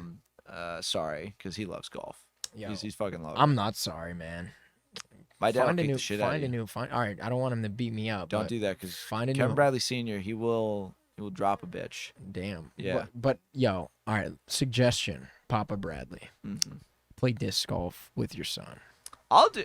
I'm bringing him now. I'm gonna play disc golf with my dad. Dude, Yeah. it's so fun, man. I'm Like, heading, while I'm at the shore, I'll be like, we gotta hit up a disc golf. it's a game changer, man. I think like I played disc golf with my kid, and it's Oh, yeah? fun, man. It's Yeah. fun. How old is your He's son? 12. 12? Yeah. Okay. All right, that's awesome. Yeah, dude. He's it getting is. into that age where you can be like, all right, you're cool. Like, I Yeah, can be you're chill with you. competent. Like I can expect adult things from you. I can say not cool stuff around you. Yeah. And it's like, it's not gonna ruin your Ruin your development. brain. Maybe. Yeah. Maybe. I'm not a parent, and this is maybe telling me I shouldn't be a parent. Yeah. Exactly. Yeah. But yeah, man, it's a great group activity. I think like I'm a sucker for banter in any activity. Like Mhm. you were telling me, like your gym, like your old gym loves to do like board games. Yeah. I fuck There was a heavy board with that game shit, night, dude. yeah. I wish we had a game of Catan here. Oh, yeah? I looked at your board game closet. I didn't see it. It's broke my I heart. don't have Catan. I played it a lot in college. There was a Catan league. That's We would just meet every week and play Catan, and it was really cool. Sounds amazing. Yeah, but I would be a not great player because I'd always want longest road. Dude. That's the only thing I'd really care about. We'd be waging war. I thought that there's so much resource management in that game, and I'm not smart. So, It's like you're like the AI that. so has I the one literally was task. just like, oh wait, like longest road. That's like I got the biggest dick in the game, right? Yeah. Because like, you Dumb. have this like these lands, Yeah. but my road stretches all through Yeah. everything. I So that's split fine. both of your communities. I Like, will like divert just to stop someone's road. Yeah. Yeah, I'll be like, I'm gonna box you out. I would Yeah. lose resources. I'd barter with people so they wouldn't make roads. Yeah, and I like, give like up they huge get, resources. They get 2 victory points. I'd you be get like, a road. I wouldn't care about the only way I can win this game for me is if I just do this one thing, Yeah. and then maybe everything else will fall into place. Yeah, it just lines up. And someone was like, Kev, like honestly, the value of the longest road isn't like crazy. Like you'd probably be It's like, better off you don't like understand. investing in another one thing. And I'm like, fuck that. Yeah. That's weak shit Yeah, right dude. there. You can see my shit from space. Obviously, Who's you're the real trying to bring me down. Yeah. You're being a hater right Yeah. now. Yeah. Not gonna let it happen. Yeah, I You know. can't cramp my style. Yeah. You know who else? Who else was a hater? Some random guy that thought women shouldn't have the right to vote. Yeah. So like, yeah. You know who else was a hater? Joe McCarthy. So like, whatever. Yeah. That's your team. Yeah. That's your team. That's your team. Enjoy your team. Bye. longest road squad over here. Longest road squad. I'm just rolling up with Stands like unfaltered. Ruth Bader Ginsburg, Martin Luther King. Longest road squad. Oh my Gandhi. God. Gandhi. Great Wall of China. Gang. Abraham Lincoln. Yeah. We're doing it. Hell yeah. Genghis Khan's over there on Oh your team. man. I don't know, man. Is that the Genghis Khan? She fucking hates the longest road. Yo, that's why they built the Great Wall, right? I don't don't. It was I to don't- I have keep. no I idea, want to say actually. it was to keep the Mongol Empire out. Yeah. So man, maybe I need to read history. Yo, same, bro. I'm actually a pretty decent history buff, and I actually don't know why.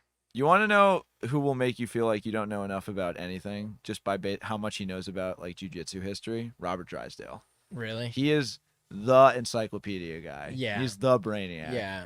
Like And he is the Wikipedia he's like page the sword. that Like is jujitsu. he's aggregated so much stuff, and he can speak English and Portuguese, so he's able to just go and grab all of this data and funnel it into your head. Yeah, refine. Can't recommend enough. Like anything he's putting out. He's got the documentary, Closed Guard, Behind Closed Guard coming out. Nice. Opening Closed Guard, and I think Behind Closed Guard is the book he released to go along with the movie. Nice. Yeah, nice. it's all about interviewing the people about like red belts and grandmasters about the origins of jiu-jitsu. Yeah. Super duper dope. That is awesome, man. You want to drive this place? You want to drive people nuts? Go to Nevada in this thing and track down Drysdale. Yeah. Challenge accepted. Yeah. Yo, so what's your opinion on like and I'm asking you this because like I know you have like a lot of context with this, but there's like a big oh shit, sweat under the arms. Yeah, it'd be like that, dog. I'm fat right now, guys. Yo, I sweat a lot. Yo, same, dude. I sleep sweaty in here. Like the bus gets so hot at night. Weight cuts must be really good though for you, dude. Yeah, I have to be. I'm actually cutting for Naga. Yeah, at the end of the month, battle at the beach, yeah, right? Yeah. I love we went to dinner last night and with a friend of mine who just had to pull out of an MMA fight. Yeah. And you rolled up in a studio MMA hat and a Naga t-shirt, and she's just like, we sit down and she's like, so do you do jiu-jitsu? It's like, nah, he's just letting me borrow clothes. No. Actually, I'm a chi blocker. Chi blocker. I wear the stuff that Kevin gives me. Yeah. I inhabit the energy that the objects I wear. I'm a fake fan. Carry. Yeah, like I'm a good musician because of this Beatles shirt, not because I have practiced. But yeah, man. So like you have the AJJ versus BJJ argument. Do you have like an opinion on that whole thing? No, I mean I really don't, because if we want to be splitting hairs and being assholes about it, we're doing Kodokan Judo. Yeah. So what is like it's all marketing. That's all it really is for the most part. Like we're trying to build our brand and own more of this way of grappling somebody. Yeah. So we're gonna call it something else. And I think that if something is done, in a specific region for a long time, and it becomes a part of that culture and cultural identity, then I think that there's something valuable in stamping it with like, this is ours. Like we want as it panspermias throughout the world and travels, we want like it originated here. There's a lot you could say about Brazilian Jiu-Jitsu's relationship with judo and how they that was soured a little bit. But I think this is just another phase of that. But I feel like there are not nearly as many people about AJJ like that. It's not a passionate thing for them. I know it's for Keenan, it is, and a few others. Yeah. I know like that's how Guy markets like the jiu-jitsu at studio. But I don't really have a dog in that fight. I don't really care. I think like my understanding of it is I think like the AJJ thing is more of like the no-gi evolution of how things are going. Yeah. Especially with like the modern like Danaher system and shit like that versus like the traditional gi stuff. And so a New Zealand guy invented American jiu-jitsu. Yeah, because like that's for real. What is it? Yeah. Like I don't think it. We don't need more terms. Yeah. Like there's already 10th Planet. Yeah. There's already like a bunch of different teams and styles. Yeah. Like how many ways do we need to say honey hole? What is American jiu-jitsu versus Brazilian jiu-jitsu? Yeah. Because plenty of Brazilians kill it in no-gi. Dude. Sorry to say, like we've got the number 1 guy alive right now, but like he's not even competing at the moment. So what's the point? Yeah. Like, what's wrong with just saying? Yeah, Brazil, like America doesn't need to stamp America on everything. We do that a lot, and I don't think we do. Freedom fries. It kind of seems you don't like calling them freedom fries.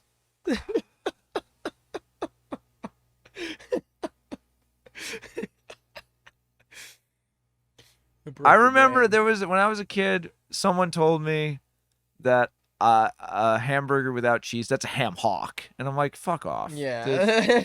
A ham hock. But shut up. I don't know if that's an America thing. Like if we're trying to make that like fly if we're trying to make that stick. I've never No. heard that before, but that is hilarious. Yeah, I might be completely misremembering that, but I just fucking fuck it. I don't know. Fucking That's funny, just dude. stupid. Like, freedom Friday. Yeah, we don't need to make it American Jiu-Jitsu. Yeah. We don't. Yeah. Because it could be Brazilian Jiu-Jitsu. But that's, again, maybe I'm wrong. Maybe it's changed enough with the introduction of American athletes, and maybe American athletes have changed Jiu-Jitsu enough that there gets to be American Jiu-Jitsu. But that just seems exhausting. Yeah, That you were seems just exhausting. saying, yeah. We already are so popular and yet still have such a hard time selling ourselves to the general public, where the mom wants to put her kid in karate instead. We have such an uphill battle already, and now we're introducing this other thing. Like, no, this is American. What if a mom comes in, hi, I'm looking for BJJ. Oh, this is AJJ. Oh, well, fucking, I don't need more acronyms in my life, sir. Yeah. Well, I mean, even like the Gracie system, like they have the GJJ. And God everything, fucking like, damn! Don't I'm get me just saying, started. dude. Yeah. Don't No. get me Fuck started. them. Fuck it. Sorry. Not. No, just not. I'm not trying to say fuck all the Gracies, but like you've already tried to insert yourself so much in like police reform and a bunch of you can stop. You don't need to do this anymore. Yeah, well, you brought it up. What do you think about like the whole jujitsu in like the police force thing, and that being like a staple now? I mean, I'm all for more options given to police officers with how they deal with a situation, and if they go to jiu-jitsu before they go to their gun, that's good. I don't know if I'd want Derek Chauvin knowing how to be more ruthless to somebody on the ground, although he was about as hard as you could get. It's weird. Yeah, I don't necessarily I used to be a lot more in the camp of, yeah, this obviously needs to happen, and I still think it's probably a good idea. Yeah, but I'm more about we got to defund the police. I'm Yeah. like, defund the police. Really? Yeah.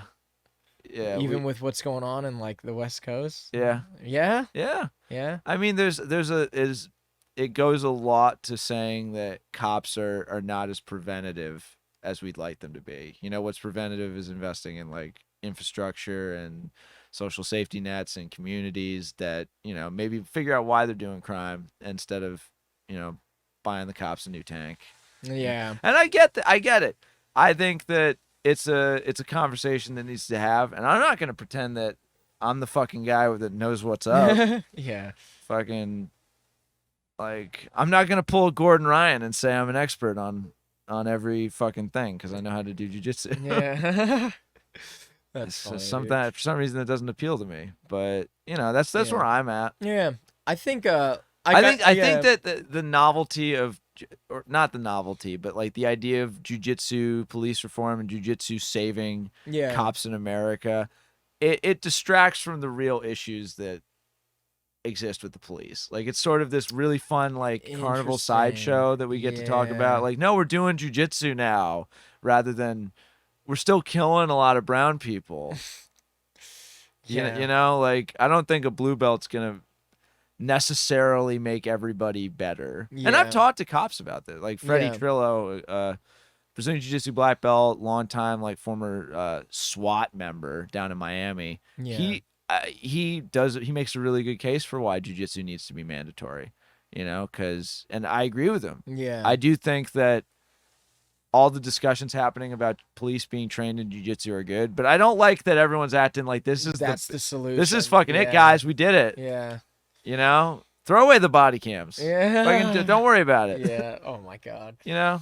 Yeah, I think, man, it's one of those things. I think like the culture of jiu-jitsu is really good too, because I was talking to Jason, one of your black belts at your gym, and like he was saying like, man, like if I miss too many days, like it fucks with my life, like my day to day.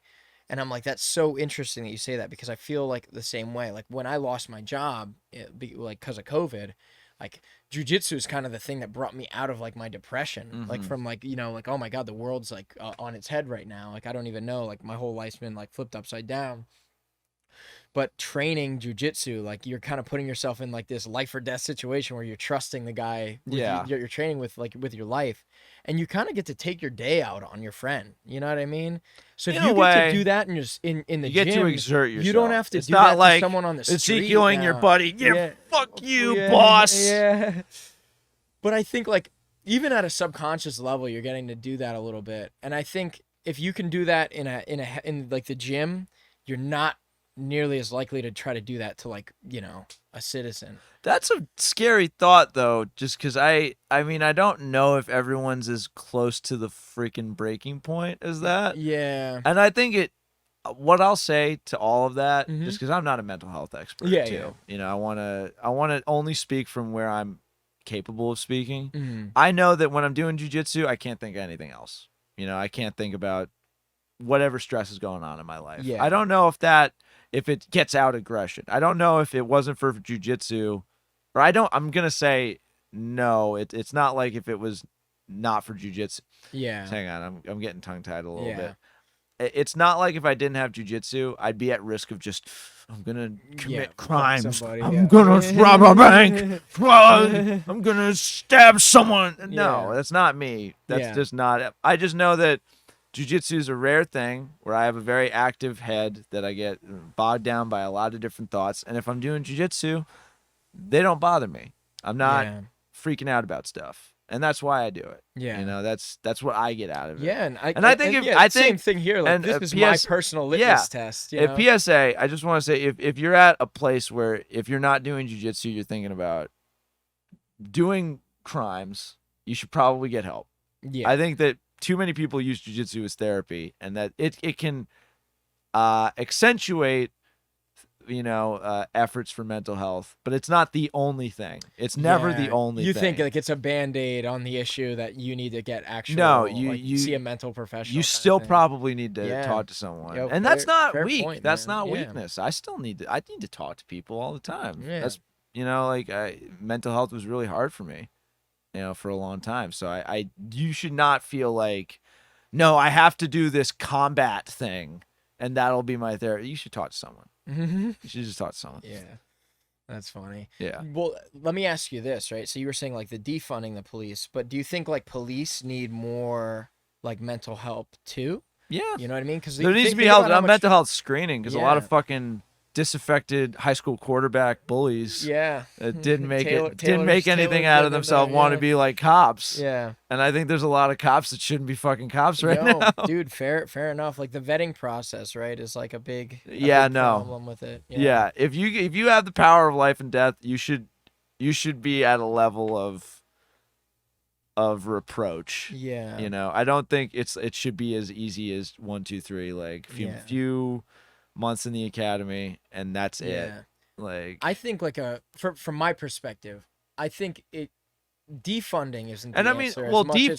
Well, that's redistributing the thing is like the tagline of Yeah. defund doesn't actually mean defund. It's a very confusing thing, and I Yeah. feel like optics wise, the movement should probably coalesce around a more clear message. Yeah. It's redistributing funds for better mental health training, de-escalation, as well as like fewer but better trained cops. So it's not like a standing army the state can kind of just send wherever they want. Interesting. You know? Yeah. No, I definitely I think it's a very complex issue. And we were talking about this last night. I think it matters like local government is like it should be different, you know, town to town, city to city. I mean, I don't think there's like a blanket again, solution. I Yeah. got to be very clear and just Yeah. I can only give opinions on issues I think I have an opinion about. Yeah, And you know, fair that's where enough. where Yeah. my knowledge base sort of ends. Like I Yeah. don't know local to doesn't federal. make- yeah, I'm not going to say which is better, you know, Yeah. because I haven't been enough places really. Yeah, dude. Or I fair haven't done enough, enough yeah. reading.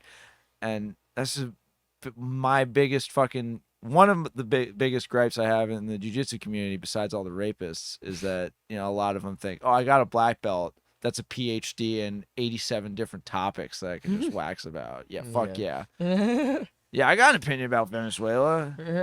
Did I finish college? No, got this fucking black belt. Got a black belt, though. Or, yeah, I finished college with a business degree or liberal arts degree, and I can tell you all the flaws in the world. Hell yeah. Let's do it. I've seen it all. Yeah. Yeah, man. I don't know, man. You learn more on these mats. Yeah. Oh shit. That's fucking crazy. Than any lab. Yeah. Where do you think like do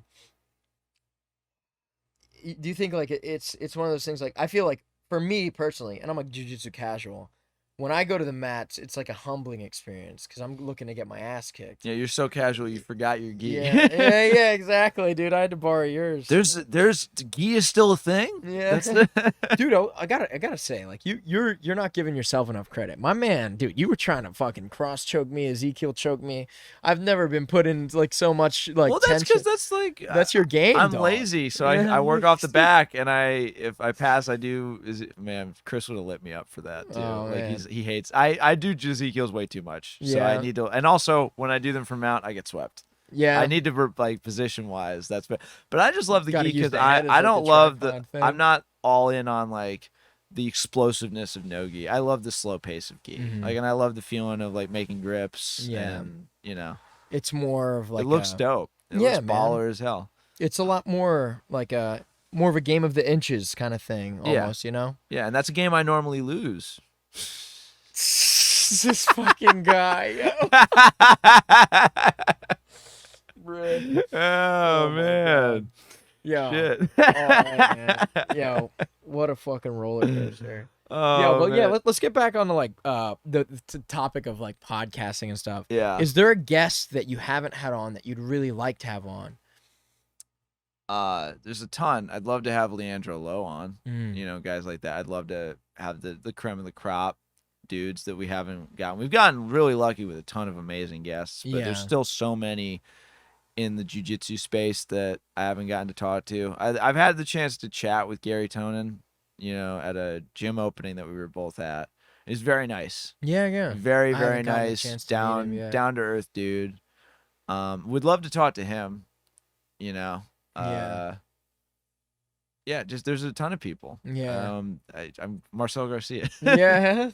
Hell yeah. Dude. I love talking to Chris Howder. He was first American black belt and really fascinating guy. Very, very just a lot of ping balls going on off in his head. He's got a lot. Where's he based out of? I forget where he's at right now. I think he's in California. Chris Howder. Chris Howder. He's got a very, very loud way of speaking. Got to turn the gain down. Yeah, I'd love to do Chris. I'd love to do Chael Sonnen. I'd love to talk to him because I just want to thank him for being a crazy person. Being like, thank you for making jiu-jitsu in the cage, Chael. Love you. Love you, Chael. Love you, bad guy. Yeah. But yeah, so like, dude, it seems like you have interfaced with some of like like you said, you've had a lot of like the top dogs on and stuff, and you've discussed things with them. Have you taken away any philosophical things from them that has affected your training? One time I don't know if I've taken any specific lessons. I'm really just in the moment and I'm trying to, have a good time. There was this woman named Elaine who's an 80-plus-year-old blue belt that competes at IBJJF tournaments. She's like the #1 in her age bracket, and she was just talking about getting after it every day, and that made me realize that I'm a useless piece of shit. Yeah. And she's like gonna live forever, and she's awesome. Yeah. And she's fucking dope. She's so cool. Yeah. Forget her last name. That's I think hard, it's dude. Beerhauer, maybe. Yeah. I don't know. And we did the episode. I'll send it to you. She is so cool. She sounds. She's cool. on Instagram as like Granny Jiu-Jitsu. She's so like cool. The Jiu-Jitsu Granny. She looks like David Goggins. her like based on her face, she looked like you'd imagine. Okay, so she must be wearing a sweater and holding a pie that she just made, and she's like got oven mitts on, and then she's just in a gi. I'm like, fuck yeah, That's amazing. fuck the hell yeah. That's awesome, dude. Yeah, and her husband's also like a Chad, and he's like a multi-sport triathlete. Damn, I'm dude. like, you guys are so fucking cool. Yeah. Like, both of you. Where are they based out of? They I must forget. They must live somewhere dry and like, I'm not sure. hot, like California or something. I think they're in like Vermont, I want That to is say. so random. Yeah, and then like she's like, my kids and grandkids like are too weak shit to do it, and I'm like, fuck yeah, calling out the grandkids. Let's go. Elaine got no time for that, but that's like Tyler's too soft. He likes playing Minecraft. She's got the twang, Yeah. like, for real. No, but she was nice about it. She's just like, Yeah. they're not into it, but in my head I hear, oh, they're weak shit. Yeah. They can't go hard in the paint Yeah. with Granny. Yeah, that's amazing, dude. Yeah. I would love to roll with like my mom. That or whole my episode, grandma. Kevin and I are just like simping over her Yo, so hard. no, and I'm no. still doing it. Like, she's fucking dope. Yeah, Like, that's awesome, man. yeah. Love That's you, fun. Elaine. Hope Yeah. you're doing well. That's funny that that's the one that comes to mind, man. It's because, like, in the That's face it's of probably the everything, most like, unique. she started right? Like- jujitsu in her 70s. That's and I'm crazy. just like, yeah. what the fuck?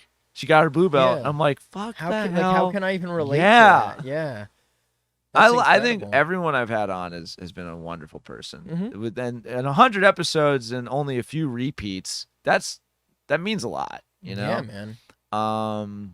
I think I took a lot from, like, whenever we have a woman on that, you know, they get into a little bit of the discrimination they faced, and, you know, knowing that I get to experience jiu-jitsu without worrying about that, Yeah. that makes me feel, well, that's something to reflect on. Yeah. So I think that being grateful and recognizing that privilege is really helpful for me. I get the most out of talking with Kev. Yeah. I think this day in, day out, like, seeing that guy, like, yeah. For really sure. connect with people, and you know, then getting to train with him. I don't have any others that like jump out at me as to like training wise. Mm. One of my favorite interviews and my favorite moment as a combat sports journalist, I was haphazardly I was watching Polaris Squads like over a year ago, Yeah. and it was Europe versus USA. Or no, it was Europe versus the UK, like the other countries in Europe, and it was a cool event. I usually love watching Polaris, and we had Adam Wardzinski on in the lead up, so I was really thinking I'm gonna watch, and he's gonna wow me with butterfly sweeps and you know, great key game.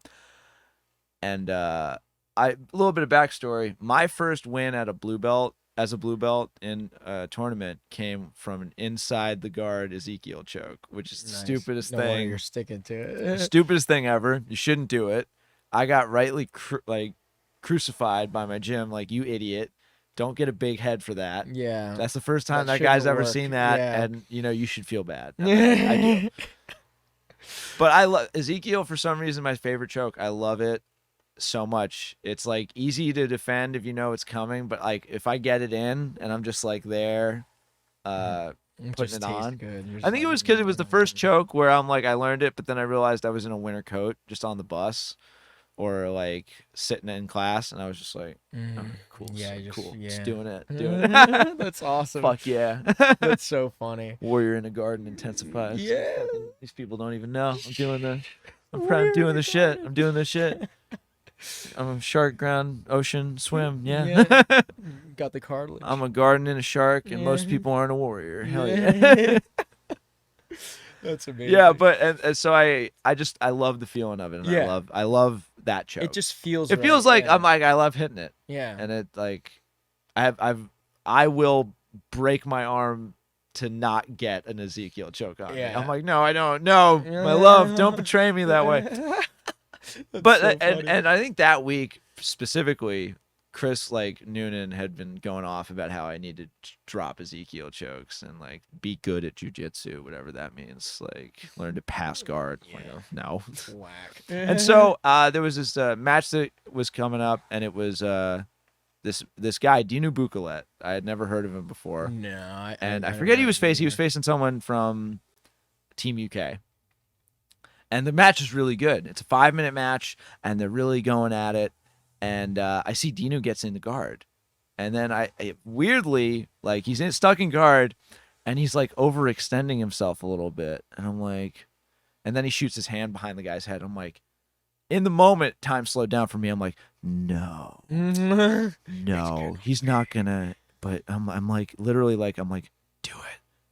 And then he slips the hand in, and then the announcers aren't calling the Ezekiel choke like immediately because I don't think they realize what's like, or they're like, there's no way he's doing that. That's a feint for something else. And I'm like, no, do it. And they're like, oh, he's got the Ezekiel choke in, and then the dude is like about to transition for the armbar, and then his leg just slumps to the ground, and then Dinu lets go, and the guy is out.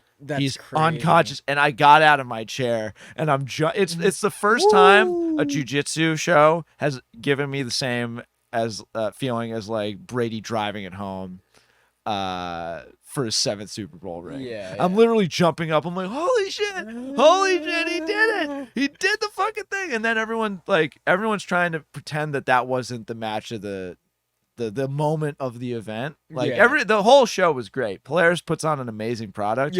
And Adam Wardzinski had an amazing match. Like, so great job, Adam.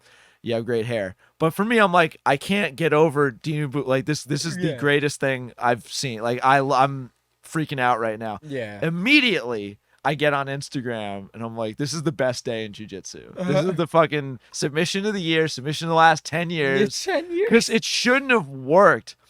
And even the announcers were like, that's a bad thing to do to a man. Oh, man. And I'm like, yeah.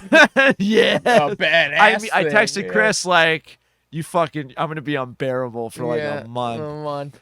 And so I posted a video of me doing it at my tournament, and then a video of the screen record that I got of Dinu doing it. And I made a post like, shout out to Dinu b.o.a.t for making jiu-jitsu cool again. Like, this is the best. And then Dinu actually, I tagged him. He responded, hey, yours doesn't look too bad too. And then he gave me some tips on how to be better about it. I'm like, and then I DM'd him and I got him on the show. That's amazing. And, like, Kev was like, you need to chill the fuck out. And I'm like, I can't. No. I can't do it. This is my favorite. I can't turn it off. He's my hero. He's my jiu-jitsu hero from now and for all time.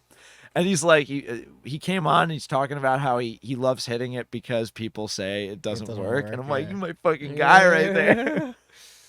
Next D&D character, cleric for Dinu b.o.a.t. That's amazing, yo. And like he was just such a nice guy, and I think he was like kind of taken aback that I was freaked out as much. He's like, yeah, it was a good show, and he was very even-tempered, and he was given a clinic on how to do it, like on the podcast. I'm like he had his gi on and he was showing. No, he was just mainly going over like hand positioning, like do you do a fist or do you do like the karate chop to get in there? And he says it depends, and like he walked the footage, like I had the footage up, and he walked through how he's able to put on the choke so quick before the guy is able to do like an arm bar, which is what you do in that situation.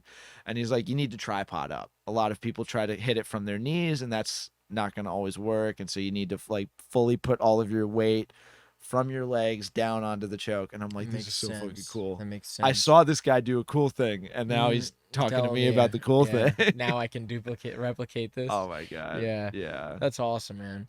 It's so cool. If you haven't seen that match, that moment, I'm freaking out thinking about it. Yeah. No ADCC, no IBJJ, nothing has made me as hype as that moment in jiu-jitsu.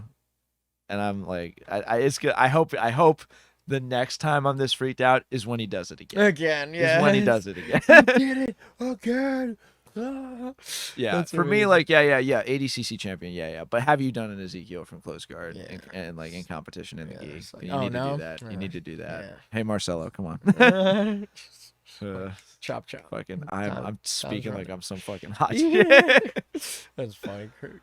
Oh man. So, dude, what would you I'm curious, like, what the evolution of like your podcasting journey has what's changed between Jiu-Jitsu Times and the Aces Jiu-Jitsu podcast? If you kind of just structured it the same, is it the same kind of show? We've only done one episode so far, and the big difference is that it looks like we're going to be doing more content we flew out to Austin to do that show, like, because the Aces has in person. So we could be like on the couch and someone would call in. Or we could invite them to the Austin like studio, because Mikhail, head of aces and like a gym owner. He has a studio for us and a really great production team. And so he likes that dynamic when we're together. And we really played with it well. Like for the first time out, we were interviewing Robert Drysdale about some beef he had with Gordon Ryan and a few other people. No, man. Yeah, that was a lot. Drama. Yeah, drama. I love it. Give it to me. Shoot it all over me. Let's do it. Yeah. It's. I should be better than that, but I'm not. Hey, man, you gotta. And so it looks like we're gonna be there's gonna be a bigger emphasis on in-person stuff. And I like that. Yeah, that's cool. Yeah, and we're gonna be doing like blocks. So maybe not always topical stuff, or not as much topical stuff, but more free form like conversations. And we might be doing some remote stuff, but it's amorphous right now. We're trying to figure out what we want it to be. It was more like we knew that Kev was going to be in Austin, and I wanted to finally meet him, and so we also wanted to do this interview, and so all the things converged where we were able to get it done. But with Aces, we're trying to recruit a lot of people that have more of a creative voice, like where it's like we do one dedicated piece a week, like article, where I do the roundup, like the Aces Jiu-Jitsu roundup, where it's one story that compiles some of the biggest moments in combat sports of the last week. And we feel like that, like, because we don't want to just be some news site that's chugging everyone's feed with just news, but we want to address it. And sometimes when something's topical, we'll do opinion pieces on it. We've been doing a lot of stuff about Jake Paul and stuff like that. But we also have people, like we got people with comedic backgrounds, like G-Baby, Giancarlo. And my buddy Jeff is also one of our writers now, and he writes about what it's like to be Sasquatch. Like frozen, like the Encino Man, frozen out of time. Like his parents were two stegosauruses. Yeah, and he was like the ugly duckling because he's a human, but is still huge like a stegosaurus. And we have we're trying to write more think pieces and like trying off the wall stuff. Like one of my first articles there was improving the grappling mechanic for Dungeons and Dragons as a martial artist. Yeah. And like saying, oh yeah, you shouldn't just grapple someone and then you get advantage on some stuff and they can't move. No. If you're throwing somebody, you should be able to get like fall damage off that, because if a judoka throws you, you get your shit rocked and you don't know how to fall. So like if you crits a concussion. So no. And if you have the grappler feat and someone you're grappling or trying to grapple doesn't have the grappler feat, you can throw them for fall damage. But if they have the grappler feat too, they'd be able to break fall and like not get fucked up as much. Yeah. And the idea is also like if you're grappling someone without the grappler feat and you have it, they take a level of exhaustion for every round that they're grappled. And so then they'll eventually just die if they don't. Because that's in D&D. Judo throw someone to death. And then they just die. Yeah, just judo throw, and then they're knee on belly until they're dead. That's it. And I couldn't figure out how to do submissions without it just being like dumb and OP. Yeah. So we just phased that out. Yeah. But I'm like, fall damage from like judo throws, and then exhaustion from someone being on top of you. The spoon is like a coin flip. It's like one or the other. Maybe a submission attempt should be like it works or it doesn't. That's two. But then you just get to try like maybe on a failed attempt, then someone immediately gets out or has advantage on escaping the grapple. Yeah. Because that's too in D&D. That's too fucking strong. Powerful, yeah. You can't be able to like, and also dealing with size differences. Sometimes you're fucking fighting a 5-headed chromatic dragon. Yeah. Like how the fuck are you gonna do that? Like, oh yeah, I'm going to RNC the Tarrasque. Yeah. I'm gonna Baron Bolo the Beholder. Yeah. The Beholder. Baron Beholder. Good fucking D&D. My D&D one shot, the final enemy will be the Baron Beholder. Yeah. He's got like legs that kind of like instead of a bunch of eye tentacles, he's just legs. It's just legs, yeah.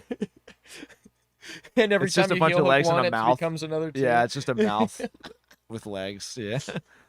Oh shit. Oh my god, no eyes, just legs. You don't need to see. Like some fucking nightmare creature. Oh yeah.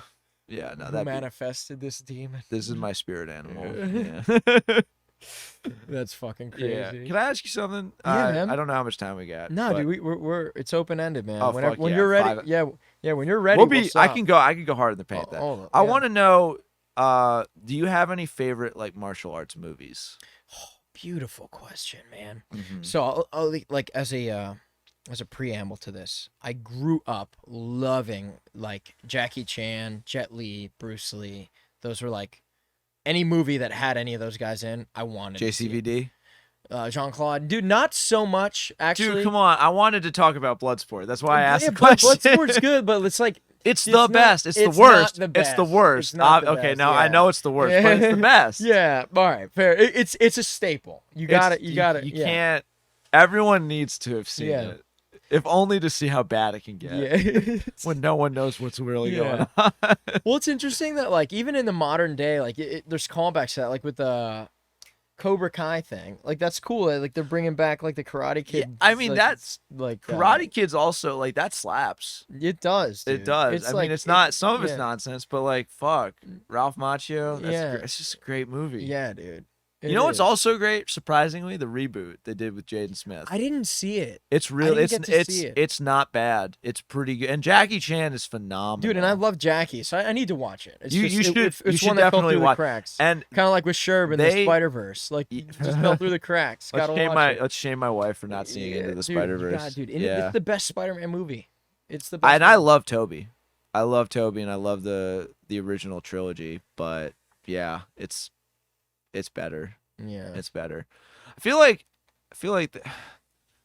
man, I don't know. I hope Toby's able to go into there's rumors that he's in the He's gonna newest be one. in the- I think yeah. Tom Holland's a good Spidey. I like them. There's things I like and dislike about them all. Yeah? But yeah, but like to answer your question, my favorite martial arts movie is Forbidden Kingdom. Did you see that one? I don't think so, no. So it's basically about like the Monkey King, sort of like I'm not gonna spoil. Oh, wait, anything. wait. Is that with Jet Li and Jackie Chan? Yeah. Yeah, And and Jet Li ends up, spoiler, but Yeah. Jet Li ends up being a hair of the Monkey Yeah, King. He was the exactly. Monkey King. Yeah, the whole and then time. Jackie Chan's immortal. Yeah. And then it's some white kid that's from, there. it's Jason fucking- Chapidakis from South Boston. Some fucking white kid that gets to go back and In save time. China. Yeah, 'Cause yeah. it's gotta be a white kid that does Right. that. Fuck yeah.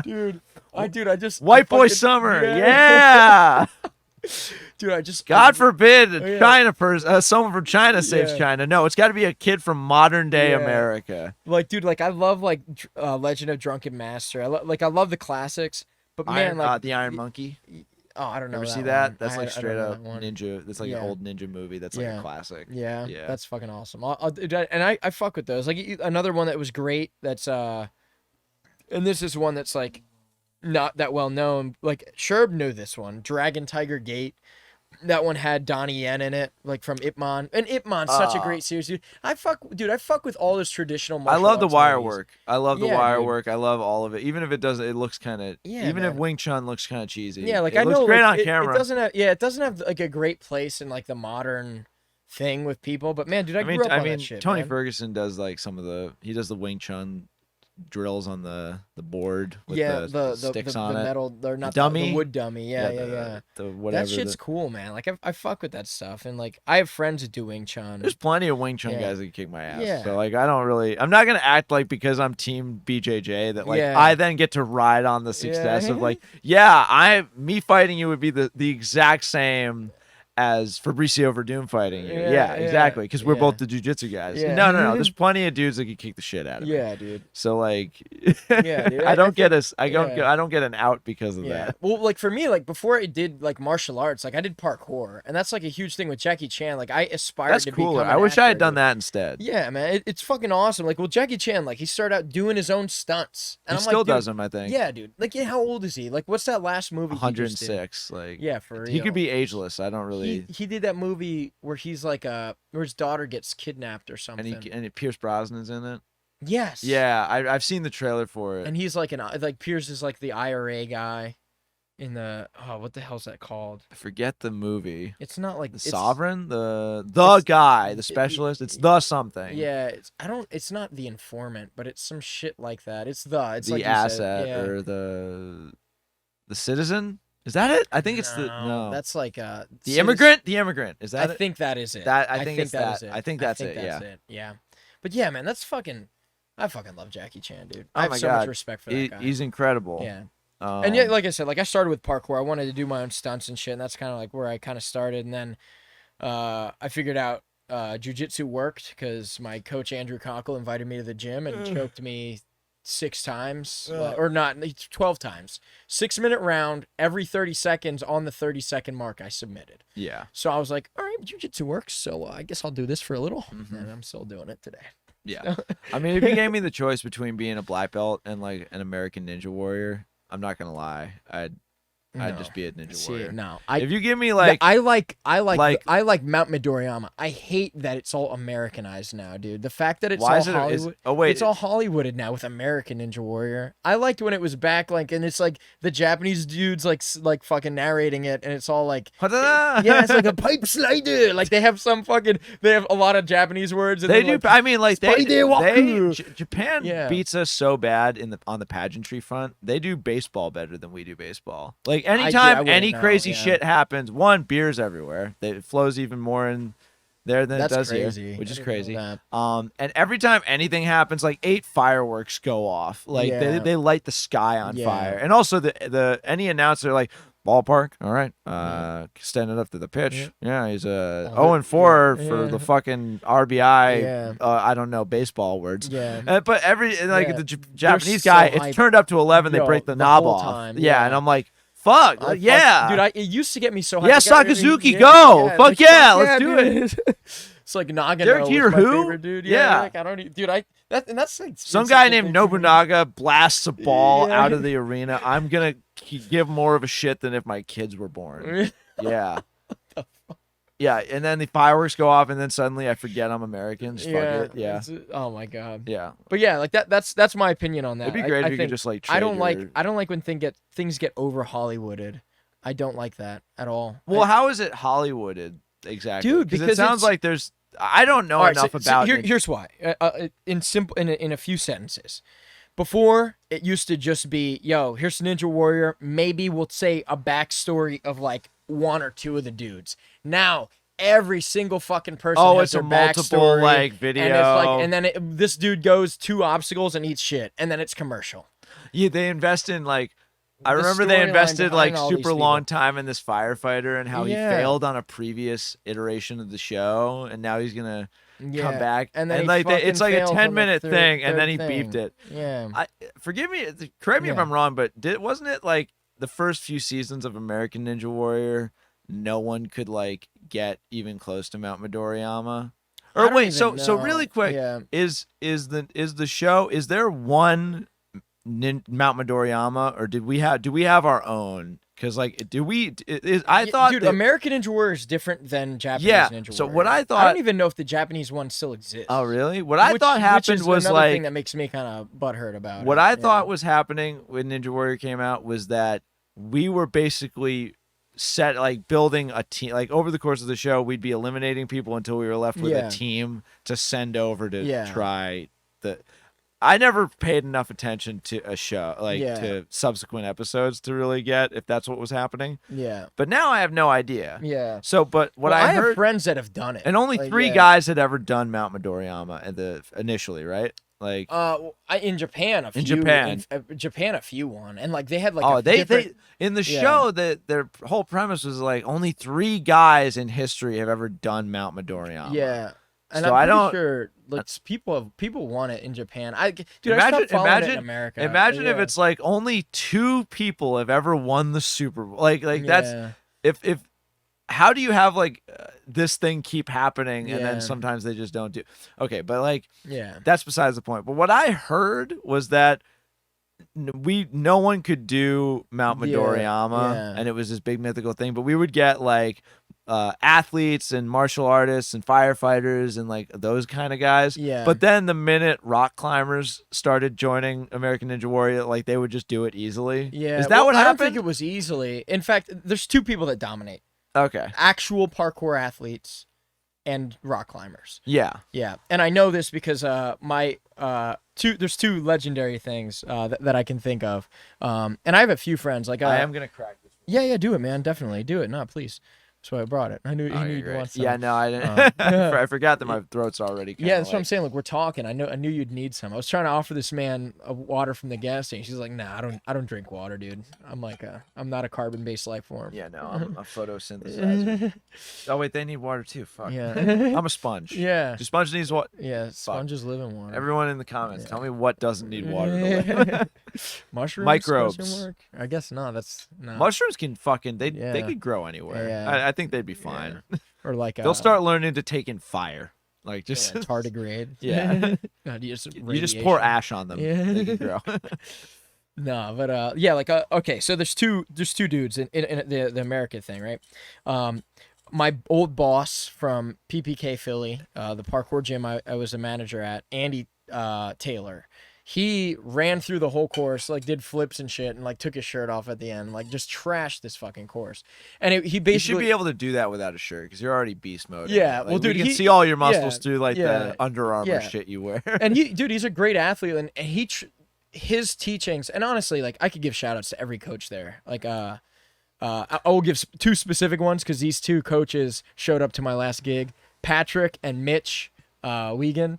Dude, those guys like have taught me amazing things, and my buddy Max, who I mentioned to you last night, Right. actually, is a really Yeah. good guy. He's not a coach there, but like, dude, they took my parkour game from like mediocre as fuck to like not even mediocre, like dog shit before, to like I can do flips and shit now.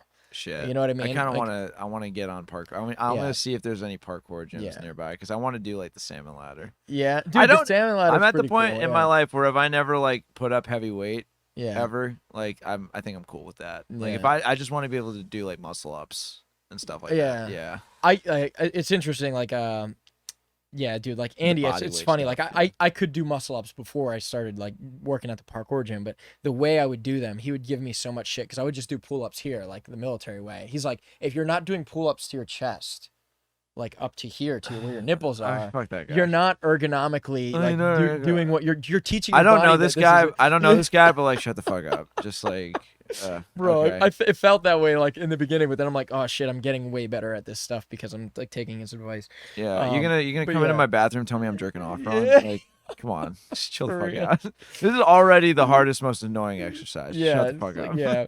And I say this as a guy that used to be really into pull-ups and can't do them anymore. Well, now this fucking Like guy. my last year at in grad school, I was living my dorm. All my roommates were power lifters, and Damn, so dude. the You whole had to- house you was had to like be the it lifting was guy fucking then. great. Yeah. I was in so good shape. Yeah, like like I the was best so shape of your hot. life, probably. I have Just pictures every of day. it. I have Yeah. pictures of it. It was glorious. Training I had every day. like some definition. I was putting up like 225 finally on squat, and then I was getting past that. And that's how you became Quasimodo, right? Yeah, Quasimodo. Yeah, they just they couldn't fucking do shit now. Mhm. But I was lifting every day, and the whole house there were no unhealthy foods. It was all Kodiak cakes, chicken breasts, Yeah, like protein, Berries whey and shit, protein, Yeah. like bananas. Yeah. And so it was so Fresh fruit, so yeah. easy. And every day we'd all go to the gym together, and they all were they were super athletes, but they kind of carried me into being kind of like an okay athlete. Yeah. And I was able to do like 16 pull-ups for the first time, like without stopping. And that Dude, meant a that's- lot to me. Dude, that's a lot. That was fun. That's probably more than I can do now. I think the most pull-ups I've ever done straight in one shot was like 23. Oh, cool. And I was doing them every single day. Yeah. And this was training to be able to do There a was muscle up. one night I couldn't sleep, Yeah. so I literally drove to the 24-hour gym that we have on campus, or like the super late open gym, and I just did some pull-ups on Yeah. on the bars, and I realized I could do like 20 sets of 10. Like if it was in sets of 10, I could do A lot of 100 them, easily. yeah, like yeah. just not bang them out. I was every 30 seconds I would go to the door jam pull-up bar and do like 5 or 3 or 5. It was Yeah. fucking great. It's good to like go like every time you go through this doorway. I just want to bang a get couple back out. to there, like pull-ups. I want to be able to do. I want to It's such a good dump. I want to exercise, dump man. truck ass, like huge, like centaur fawn legs. Yeah. We've already talked about that. And like, if I had just those, that's fine. Like, if I had little T-Rex atrophied arms, but like, fucking quads, Mhm. like type of legs where man or woman you just kind of want to take a bite out of them, Yeah. just because how thick and Like juicy zombies they are chasing you down. They're like, fuck specifically. the So, like, I brains, need bro. that. Like, Yeah, give I me need a bite out give of me that. give me that calf. I want to take a bite out of that calf, like that. That's what I want. Yeah. But I would also love like to be able to do pull-ups again. Yeah. So I'm actually Get after it, My man. boss, like I've convinced my boss at my office that we need a Rogue pull-up bar just installed. in there. Because I'm like, hey, we should encourage employee mobility, and he's like, hell yeah. So we might be getting a Rogue pull-up bar coming in. That's awesome. That's fucking awesome, man. Yeah. Oh my god. But back to we diverted, but I want to get back to this martial arts movies. Yeah. Okay. Yeah. So you love the old school Donnie Yen, Jet Li. Yeah, man. I grew up on that stuff. Yeah. Jackie Chan's like my favorite one. Like, yeah. Just because Rush Hour or like his older stuff, which was like all of it. I've never. His like his comedic physical physical comedy is maybe the best in the world. Just because it the way he does what he does, it's like a cartoon brought to life. Like, it's the closest we have to like a Tom and Jerry cartoon. Yeah, like with the vases falling and shit. Yeah, dude. It's interesting. I've watched like a documentary. Maybe it wasn't a documentary per se, but it was like an interview with him where he talked about like his style with filming. And this is even like a video. Like before I was a film guy, this was like a thing that made me look for this in videos and in cinema. He would film entire choreographed scenes where there's one camera angle. There's never a cut. There's no cuts now. Until another scene. And it's like, that's because this entire string of what happened is one like take. There's like in a lot of these like Hollywood movies now, like Avengers and shit, of course. Anything with like crazy CGI, you know. It's all just like, 2 second scene here, 2 second scene here, quick 2 cuts, scene like here. shot reverse shot, shot reverse shot. But yeah, and then when you see him do all that, and then just take a beaner off a 3-story building, and then the cut doesn't break when he picks himself off the ground. Yeah, you're just like, how is this dude still alive? How is he still able to walk? Yeah, like if he was busted up on a ventilator, like with an iron lung, and he hasn't moved in 5 years, I'd get that. Yeah, I wouldn't like it, but I'd get that. But now I think he's demonic. I think he might have sold something to some devil or you think Jackie Chan? Dude, how is he still walking? Oh yeah, how? Yeah, dude. Or God loves him, which he should. I think, dude, it's like jujitsu, man. Like you learn how to break fall in parkour. There's a thing. I wish like we were live because if Mitch or Pat was, I did a few parkour classes and I learned like the shoulder roll off of like any kind of fall you do. Yeah. Oh, there's a word for the art of falling though, like and like not eating shit, and it's like a Japanese word and it's escaping me right now. But it was like our whole curriculum for our summer camp at the parkour gym. Okay. And it's escaping me, unfortunately. But yeah, dude, like, shit, I have to look that up now. But yeah, dude, like Jackie Chan like says, like he knows how to properly eat shit. You know what I mean? If you're taking care of your body to the point where like you can do this shit with perfect form, like it's like jujitsu with like longevity with jujitsu. It's just a similar thing. You know what I mean? Choose the right rolling partners. Don't roll with the fucking jacked white belt guy. I gotta eat better. Yeah. Like me, I tend to eat pretty healthy, like especially when I'm like cutting for weight. Jackie Chan probably lives off one celery stalk a year. And rice. Yeah, just like 1 grain of rice, 1 celery stalk, and he's fucking good to go. Yeah. His body is so efficient. It can squeeze everything it needs out of that 1 celery stalk. Ukemi, that's what it's called. The art of okay. Ukemi. Sorry, it took me so long to remember that. I'm taking a stripe off your parkour belt for that one, dude. Well, it's interesting. They were in my gym. They were trying to put something, and it was so weird the way it was. Like I won't go super into my opinion on it, but is it culty? It was like, there we go. The gym doesn't exist Found the anymore, cult. so I can talk about it a little bit. The cult was dissolved. Yeah. Well, it's ascended to a higher plane after they all killed themselves with poison fruit punch. Yeah, exactly. The fruit punch and the Red Solo Cup. They just forgot to invite you that day. Yeah, exactly. But they had a band system. Like, you know how in Muay Thai they have like sashes? I don't really understand Muay Thai actually, so I don't know if the sashes go on the arm. I just am totally assuming something here. But in Muay Thai they have like a ranking system as well. We had like these. Oh, and yeah? Like, the first one. Like the Live Strong bracelets? Yeah. And each one was like a different color, like, white, purple, blue, brown, black, or that's not in the right order, but you know what I mean. And they were named after the elements, which was cool. So it was because like Andy, the owner, was a really like nerdy dude too. It was great. Like but it was they were the noble gases. So the first one was your helium band, and like the last one was argon. Okay, wow. Yeah. I need to stop. Yeah. Were they different colored? Real quick. Yeah. They were different The colors. Okay, first one so was real pink, quick, helium I band, love. I think. Shout out to fucking Helium being the fucking weakest. Yeah, for real. Helium's weak shit. Yeah, all right, dude. that's what I get from that. Yeah. Argon was the last one. It's a heavy gas. What the? It's a Why heavy would you gas. want to be heavy in parkour? Isn't it? I don't know. It's just like it's how it showed up in the periodic table. These were the noble gases as they showed up. Like the next one was neon, I believe. I'd have to look at a periodic table, but it's literally that order.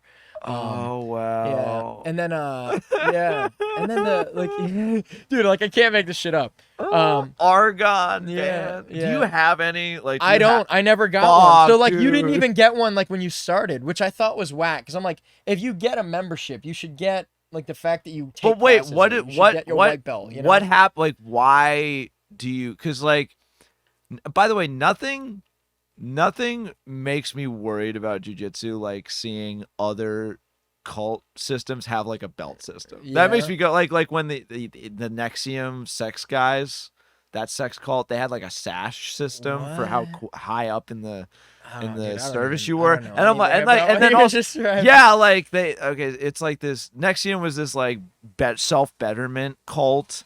And Keith Raniere, one of the girls in Smallville who had a role in there, she was like recruiting women for a sex cult. That's crazy. Yeah. Which girl? I forget her name. She what was blonde. the name? What was the character? I forget. I just Damn. know that she was in Smallville. I That's know she was crazy. like the plucky, friendly lady.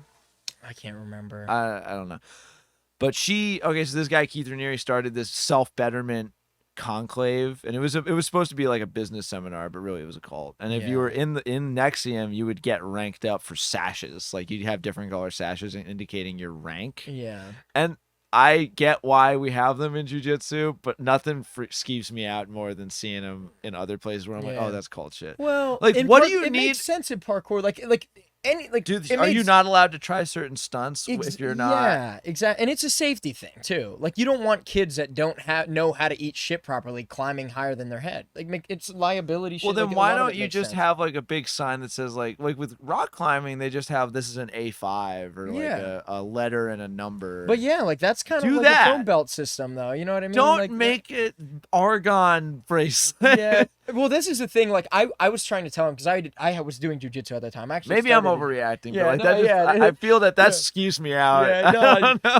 But I was trying to tell him like, why don't more parkour gyms? Like I thought it was a good idea because it's like there's parkour competitions, right? It's like they're ranked. Like you do like if I go to a parkour competition, I'm not gonna have to say what gas band I am, right? Yeah, There's no unifying. Well, thing. here's the thing. It was a lot like Naga Nogi. It was like so novice, intermediate. Well, that's just how many years have you been doing it? Like right? But like they would rank. It was. I'm not gonna go into it. It's like they'd score shit in the competitions differently based on like your experience level, and they would figure that out based on the amount of points you could even get. Because like if you were a fucking advanced guy, you're obviously gonna get like 300 points versus a guy who can't do half the shit and he can only get 100 points. Okay. You know what I mean? Like he's gonna max out 100. Wait, so everyone's doing? There's no brackets, I guess. Like that? No, it's like there's like judges around and there's different weird. routes. I feel like that would wasn't be that weird. Have you ever done a rock climbing? Have you ever seen a rock climbing competition? I've seen like this. that. I've only seen the speed ones where the people are trying to get up the really easy level as fast as possible. Yeah, and it's like Spider-Man. Yeah, fair enough. Like if you do a routes competition in like rock climbing, there are different grades of difficulty. You get more points for flashing something, getting it on a first try, and then if you just complete it, you get slightly less points. Okay. So like the more routes you complete, do they have judges intermediate levels? Yeah, like of course. With rock climbing. Yeah. Okay. And you actually, I think you sign. Like it depends where you go, but like Okay. I've actually never done one because I'm not that confident with my rock climbing. I'm a total casual with that. Okay. Even though like you I've got the done some shoes pretty though. good stuff. I just saw you. Yeah. No, I had a couple pairs. Yeah. So I have a couple geese too. You know, my jiu-jitsu casual. I don't believe you have any. I'm not doing. I actually don't believe you have any geese. I'll show you, damn it. Okay, cool. It's yours. Yeah, my geese. One of my geese is with this girl. You know, the other ones are in Canada. You never met them. Yeah. They're on vacation. They're coming back. They just went to buy cigarettes. Yeah. They're coming back. They're coming back. Yeah. They love me. Yeah.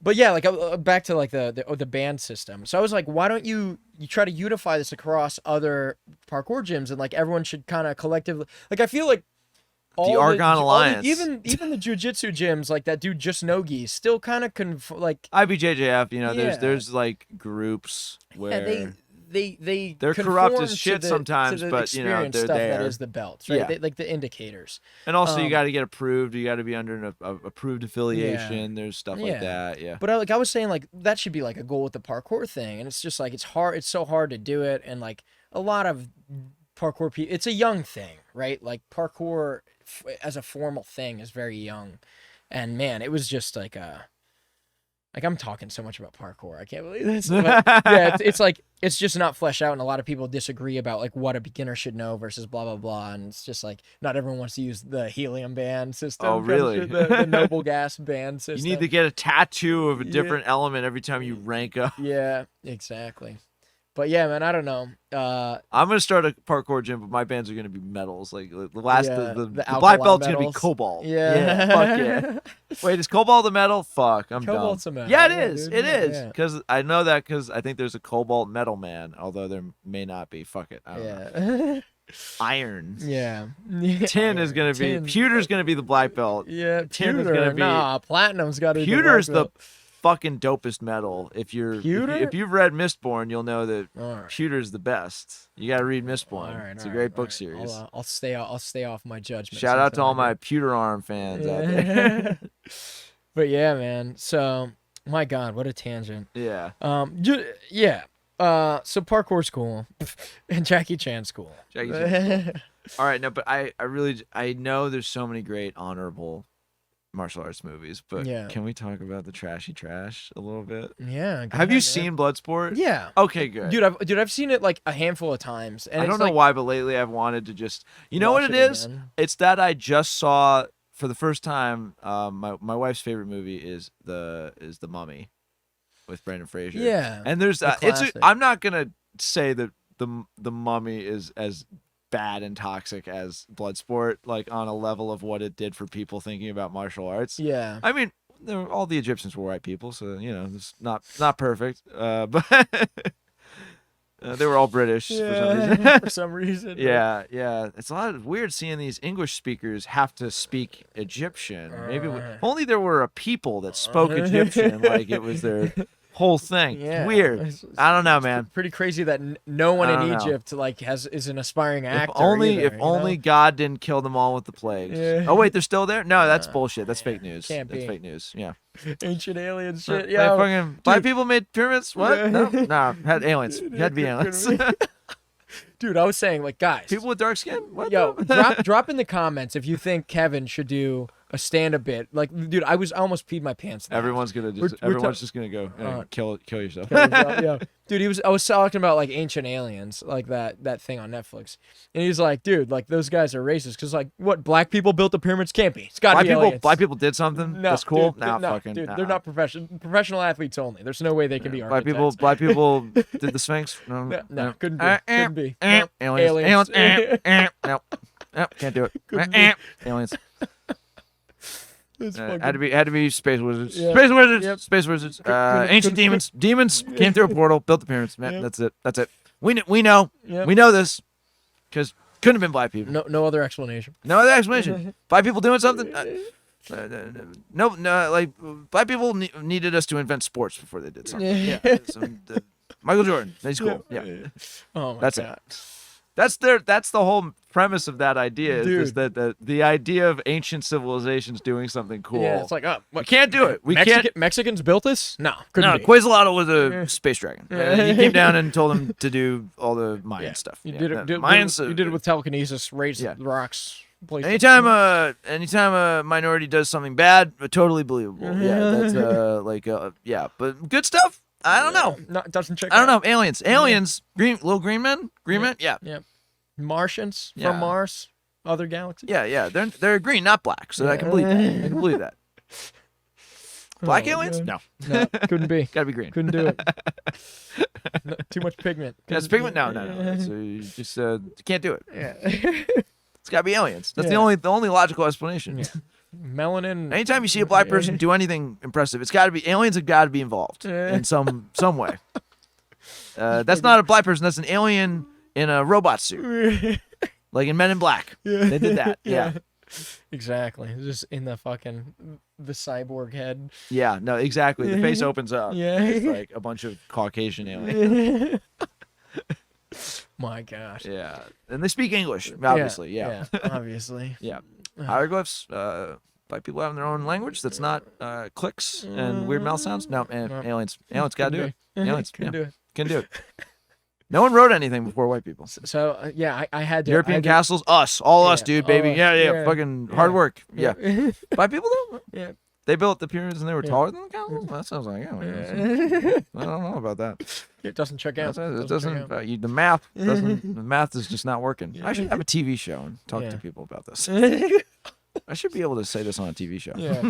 So that guy's probably more racism in that show than I gave it credit for my first time around. I mean, well, even if they don't even, I don't know if it's a explicit thing from them. They could just be crazy people that believe aliens did everything black related for some reason.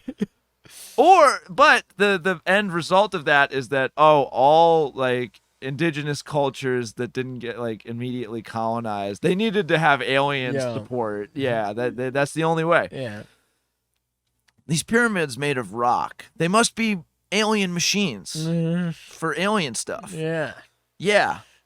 And they haven't been back. Why haven't they been back? I don't know. Yeah, can't figure it out. It's been thousands of years. Yeah, no. Couldn't be.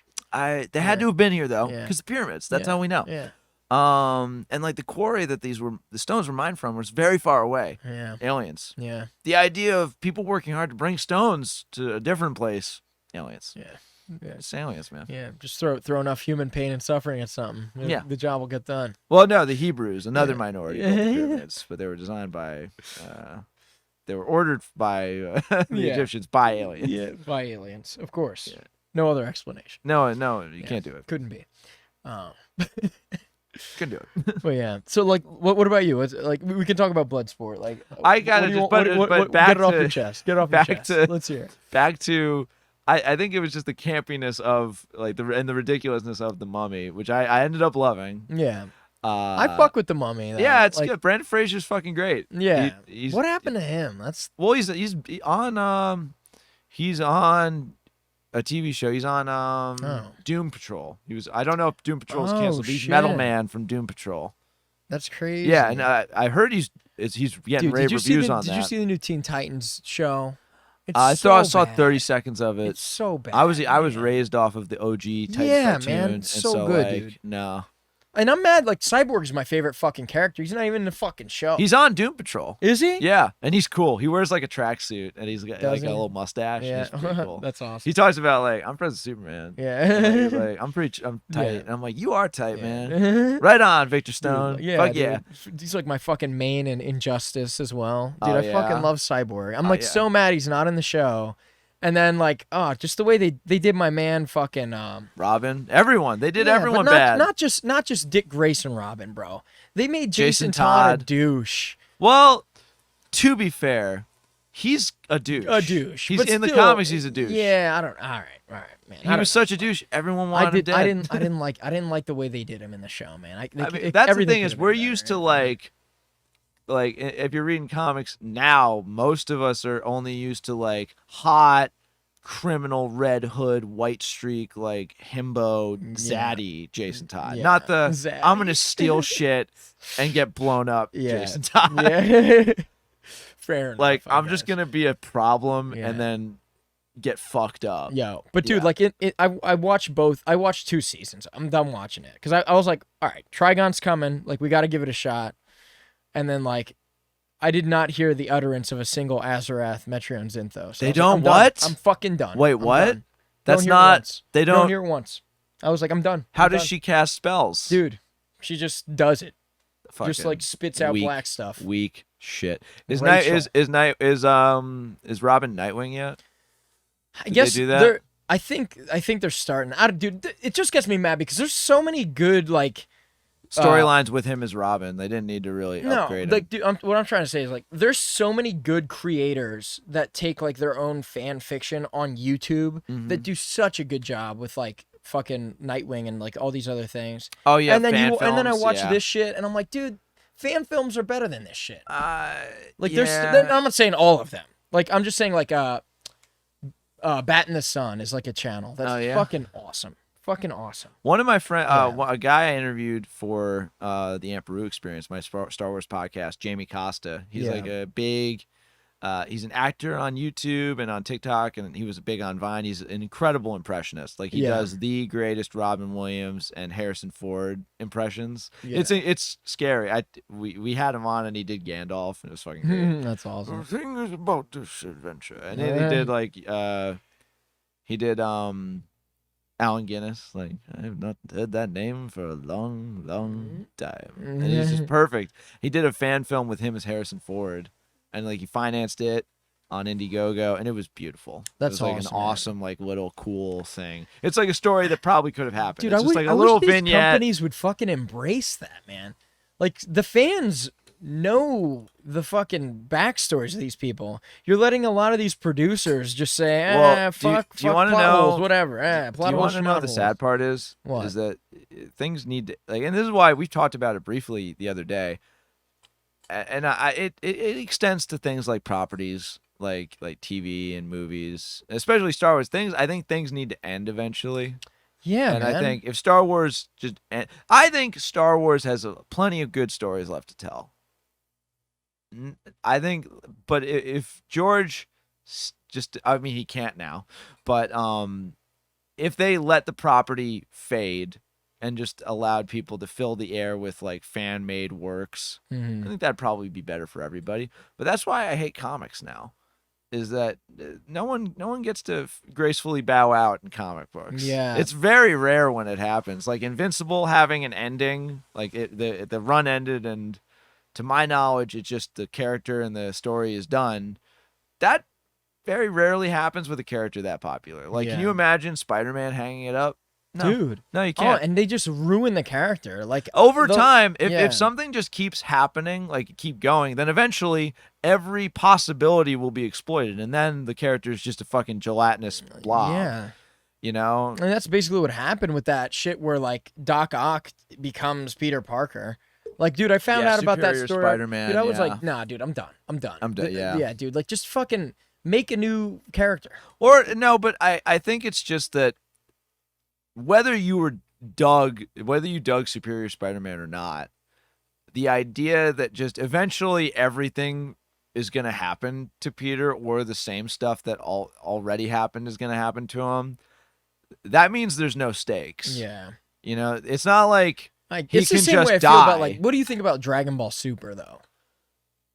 I'm kind of off Dragon Ball, it's to be trash, honest. I don't think it's... It is. Dude. I don't... Because, dude, like, they don't even scale the power correctly. No. It's like, dude, why was a minute ago when these guys would punch, the galaxy would shatter? Yeah. Well, but now they're over here, and it's kind of just cool that they're this retardedly strong. I think that Akira Toriyama just wanted more money. Like he doesn't like the... I feel like if he looked at Oda from One Piece and just like, I hate this motherfucker has more money than me, and wanted to... Because he probably deserves more than he got paid. Yeah. And wanted to make some stuff. Let me milk this. Like, hey, everyone was like getting on my ass about Kaioken and Super Saiyan and having them together. I'll just do that. Like, and that was like the first third of Dragon Ball Super was like, oh, you can stack shit. Yeah. People like Frieza, let's bring him back. I think it's okay. I don't love a lot of what happened. One of the guys I lived with, holy shit. Yeah. This guy Max. He was this huge power lifter, fucking stout Johnny Bravo looking motherfucker with like a chest like a Dorito, or a back like a Dorito. Yeah. He was in love with Jiren. He's like, he's my favorite character of all time. Fuck yeah. And I would piss him off. It's so easy to fuck with him because it'd be like, Broly could probably beat Jiren. And he'd be like, shut the fuck up. Like, you don't know. You don't know. You didn't do the fucking math, the calculations. Yeah. No, because Dragon Ball Super, the power scaling was this, and he was easily able to take on Vegeta and Goku, but like Vegeta was able to easily overwhelm Broly in a shorter amount of time. Yeah. And I was just like, I don't think you're right. Yeah, just milking him. Yeah. Yeah, and then he'd overhead press 500 pounds. Yeah, just like fucking. I hate that he's just saying incorrect data. You ever watch Death Battle on YouTube? I was really into Death Battle for a long time. It's funny. my first YouTube series that I really ever loved was these. It's just some random guy. It was this dude, a voice actor who would like monologue over like with he would use action figures and like do voices with them, and there was this whole interconnected storyline where like the heroes would all hang out at the hero bar and there was a villain bar, and it was very much trying to tie in all the movies that were going on in the early aughts and like 2008 with Iron Man, like those before like things were as connected as they are now. Yeah, it was trying to connect them. Yeah, and his voice was so great. Like Green Goblin was a main character. He was getting with Harley Quinn, and it was awesome. And he did the voice for Superman when Superman and Goku fought in Death Battle. Oh shit. Yeah, he's fucking great. What did you think of that one? That was a hugely controversial one. I don't give a shit. Redo it. You know what?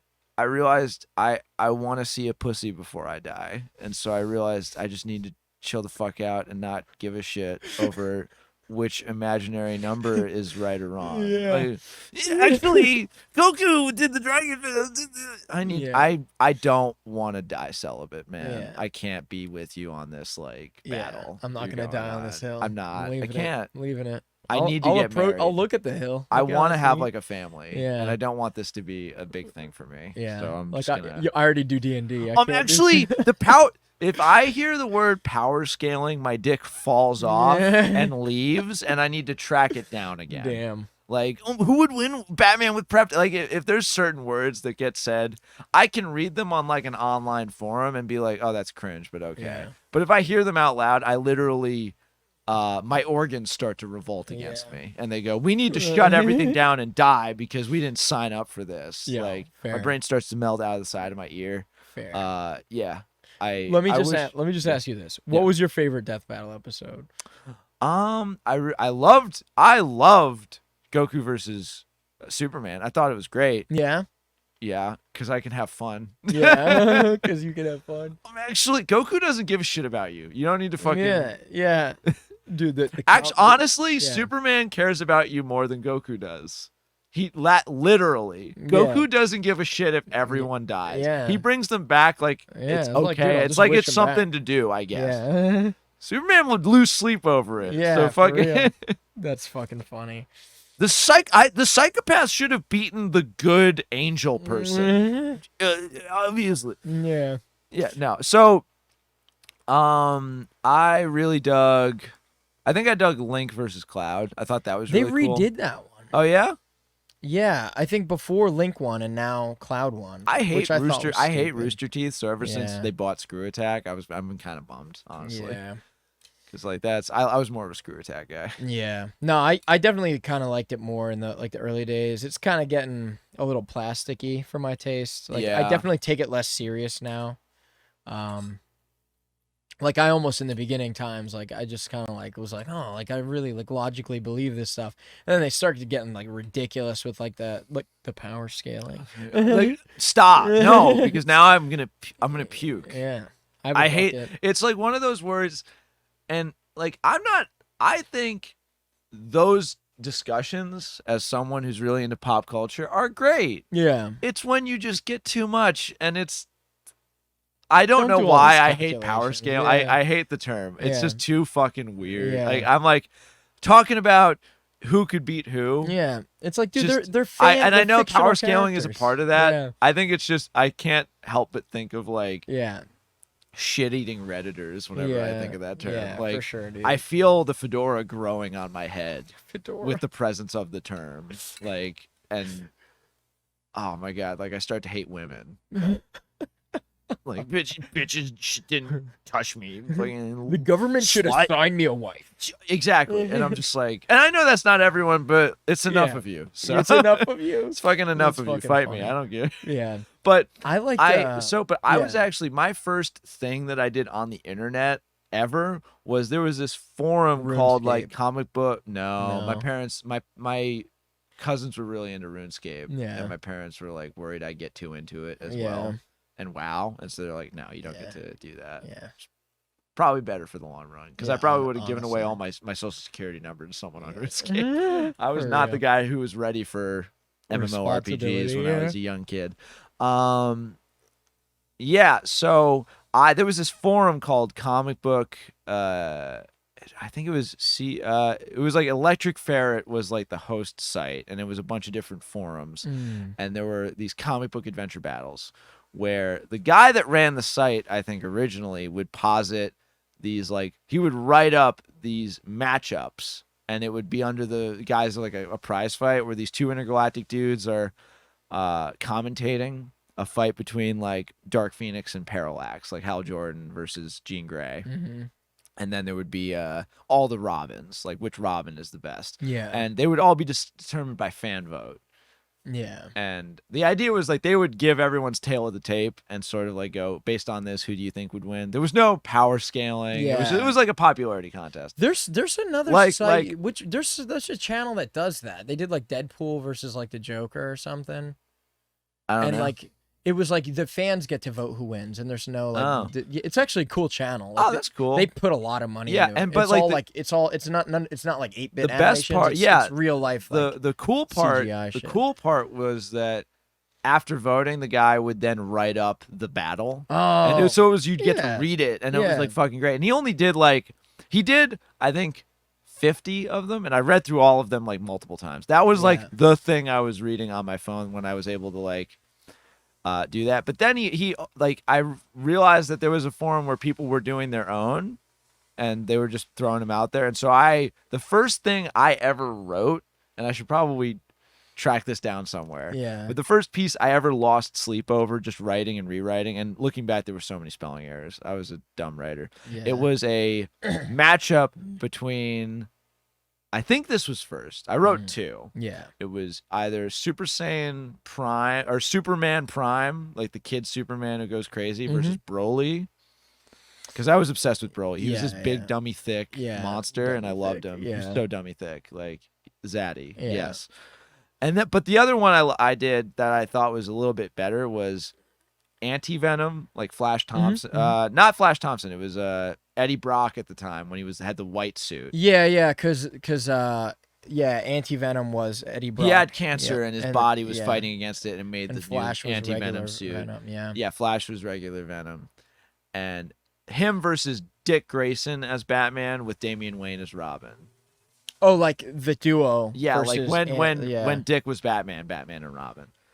And I remember I wrote it down, and I'm like, I really do. And I thought that like it was a cool matchup, and I got comments saying like this is a cool thing, and I'm like, this is awesome. Yeah. Yeah. That is that. I did would mention like power scaling one fucking time. Yeah. Who won? Batman. That was I didn't ever write like a thing. I didn't ever write like a bookend to it just because I was lazy. But that was like the first thing I ever put out. Yeah. I Is think Anti-Venom susceptible to the supersonic sounds and shit too? I know he's not. He doesn't. Like the two main things that he the doesn't Clintars set are off weak against are fire and sound. I think he's susceptible to all the normal The same things. yeah. Yeah. I think Dude, we're so. fucking I'd have to nerds. go back love and this. read it. I haven't had a nerdy podcast. Oh, in a hey, while. man. We're talking about power scaling. We're deep in this bitch. I'll drink Actually, to that, we're not brother. talking. We're talking about power scaling, so we're not deep in any bitch ever. Ever. Because I'm being too mean. But like you gotta understand, there's so many fucking incels that that's the only besides fucking talking about which female pop star is a bitch and a whore is like who would win in a fucking fictional universe. Like Who would win in a fight? Do you think? okay, we could do this. Like all I'll right. fucking spin yarn. Here we go. All right. Here we go. Jeff Bezos, Mark Zuckerberg. Bezos. Yeah. Yeah, no. You think so? I think he's ruthless. Yeah? I think he's a little bit more of a demon. But what if Mark Zuckerberg is actually like a lizard person? Oh, we talking tail of the tape? Well, I know Bezos works out a lot more. Does he really? But I didn't. Mark know is eating lots of smoked meats, so protein. Human meats? No, I don't know. He just said meat. He just said meats. We don't know. Didn't specify. Didn't which specify. ones. Mark, where you at? Yeah. We got a nice man from Wyoming. I mean, cow from Wyoming. In the smoker. In the smoker. In the smoker. Yeah. If you could fight anybody, who would you like in an MMA cage? Who would it be? No one. No one. I don't want to fight anyone. No, never. Oh, God damn it. That's like, I don't have any desire to hit anybody. No? No, God, All right. no. Fair enough. It's like I do the slower version of jujitsu. Yeah. So I'm like, all right, let's just grab the let me fuck with your jacket, I guess, a little bit. Got your jacket, got your lapel. Like that's what I like to do. You wouldn't do like a celebrity fight thing? God fucking damn it. No, I have way. no fucking. Your face is too pretty. You don't want to. It's not even that pretty though, too. So I'm working from a deficit already. I'm working from a deficit. That's it, man. I don't know what keeps Sherb around. Fuck, if my nose ends up a little bit over here, maybe that's it. It's a wrap. The golden It's ratio's broken, and yeah. she's like, I'm moving to Syracuse. Yeah. Just that's it. I'm moving back to NYC, to a Yeah. real city, not an urban center. Yeah, the urban center. But right? yeah, so I have no desire to fight anyone. I fucking hate Bezos. I fucking hate most politicians. So, but I just don't want to fucking get in a cage with anyone. That sucks. No. It's a hard job. I'd love for Anderson Silva to posterize me with a front kick. Yeah. That'd be cool. Yeah. Dude, I'd be like, hey kids, Stage a the thing. reason I don't have any teeth, Anderson Silva. I'm kind of a big deal. Whatever. Whatever. Yeah. Yeah. See this headline? If Dustin Poirier beat me up, I feel like he'd be really cool about it afterwards, though. He'd dab, him and Max Holloway, they'd dab me up afterwards. Yeah. All the bones in my body are broken, but they'd pick me up and be like, yo, good time, man. We can be friends now. Yeah. Yeah, Dustin gives me some hot sauce. It's funny. My profile picture on all my social media, which is me in the gi with a cup of coffee, it was inspired by him. That's funny. Because he has a picture with his in a bathrobe with his black belt tied around him in the morning with a cup of Joe, and I'm like, I gotta capture a little bit of that drip. Yeah. What about you? You any desire to fight anybody? Mark Zuckerberg. Oh my god. That's it. He has enough money where he'll just turn himself into a cyborg and then kill you. Yeah, well, if I have to fight Android Mark Zuckerberg for the good of the human race, I'll do it. I'll take that bullet. I'll die on that hill. He just goes back to being super wealthy and is after the fight. Yeah, right? that changes nothing for him. Changes something for me though. I mean, okay, I guess it's therapeutic. One small victory for the little guy. I would rather just chat to him and be like, "Hey, man, could you do socialism or something? Could you give that a shot?" Just be like, "Dude, can you?" You got okay, no, I'd get baked with him and be like, "Well, what if you have enough money?" I'm not saying you do. I'm not saying you do. I'm not saying you do, but hypothetically, what's the number? What's the number? Yeah. Because if it's just all of it, you can say that. It's a free space. I'd want to have a free will and just chat with him. Absolute power. I had to know. Thanks for letting me know. I know you said you gave millions of dollars to a charity, but that's the equivalent of me giving 10 cents. $10, 10 cents to a charity. So maybe give a little more. I'm just hey, look, I don't think there's any way we can stop you from being rich right now. Yeah. But hey, if you pay taxes, Yeah. that'd be chill. Yeah, taxes are cool, right? That'd be cool. I don't think that happens if I beat him in an MMA fight. I'm just like, hey, Mark. Yeah. You have a shot at being nicer than Jeff. I don't think anything's changing Jeff's mind. Yeah. But you could not fuck with democracy, dude. Yeah. Just pass it to him. You could just chill. Yeah. My buddy Brad, stop being mean to his memes. Yeah. Yeah, for leave him real, alone. dude. Leave Brad alone. He's a cool guy. Yeah. Come on his podcast. Yeah, for real. Oh my God. I don't know. Yeah, man. I don't know if I could do it. I don't know. That's the idea of fighting anybody. That's just not for me. I Yeah, would not want to. it's so funny. And I hate plenty of people, but Yeah. I would never want to fight anybody. It's so funny that Yeah. you're coming from a martial arts background. Nah, pacifism is the way. Not even that. I just I'm not that would hurt. I don't want to do that. Yeah. My hands hurt from doing gi grips. You think Yeah. I can punch someone? My hand would break. It'd crumple inwards, like in an anime when a weak guy punches a strong guy. The chest of a strong guy. Yeah, It's exactly. oh. Just I have that claw from that guy from Scary Movie 2. It's my strong my strong hand. Yeah, that was my strong hand. And Yeah, not Yeah. anymore. Now it's my crabby trash claws, hand. like Yeah. crabby little guys. T-Rex arms. Yeah. Do you have anyone that you'd want to actually do you have anyone you'd want to do a jiu-jitsu match with? Because I think that's a way better conversation just because I could come out of that not fucked up forever unless it's Husmar Palhares, and then I'm just getting a lot of the maimed. people on my podcast have a a similar answer to mine. And anyone who ever beats me in competition, I always want the salty run back. That's too many people for me. Yeah, I can't. I mean, it's I can't a lot go through for that me. Rolodex. It's a lot for me too. I don't know the names.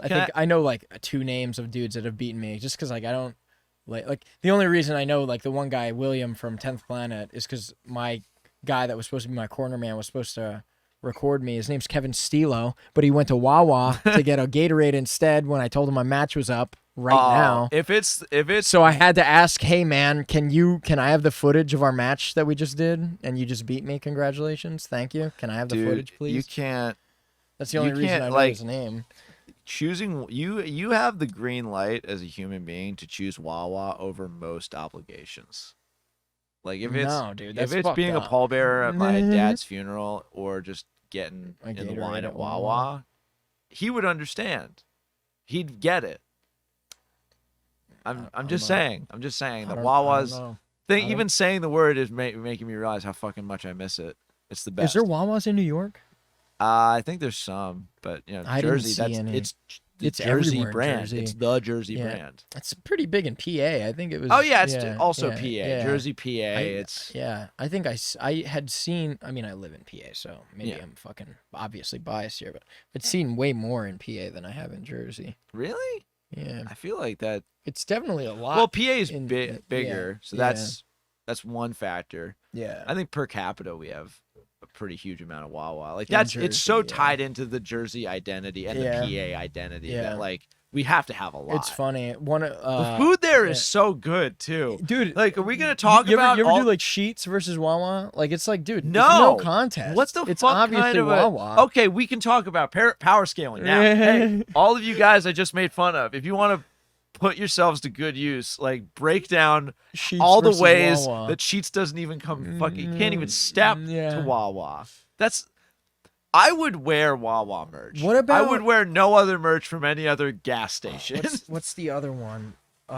Speedway? No. It's another one that's like them, and it's really dystopian future as fuck. I'm trying to remember. Rudders.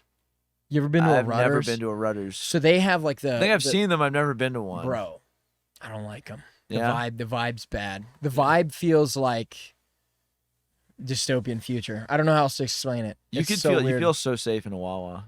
It's well lit. Every one of them's well lit. They've got all the shit you'd ever need forever. Yeah. Milkshakes are delicious. You can add protein to your milkshake. They have like a protein shot, like a black and white milkshake with some protein, and then like multivitamins and just like other like vitamins and shit.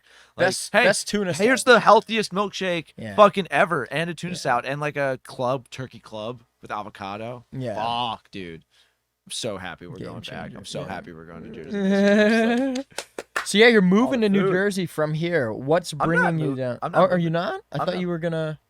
Well, I'm gonna. The dream I described is like the dream would be to go back and live in Jersey full time for the hive. For the hive, and also like the weather, the food. You know, I'd be closer to family. Yeah. And for both me and Shure, because her family's all in NYC right now. Yeah. So the idea would be eventually make our way back there. Yeah. But like right now, we're pretty firmly in Buffalo. Yeah.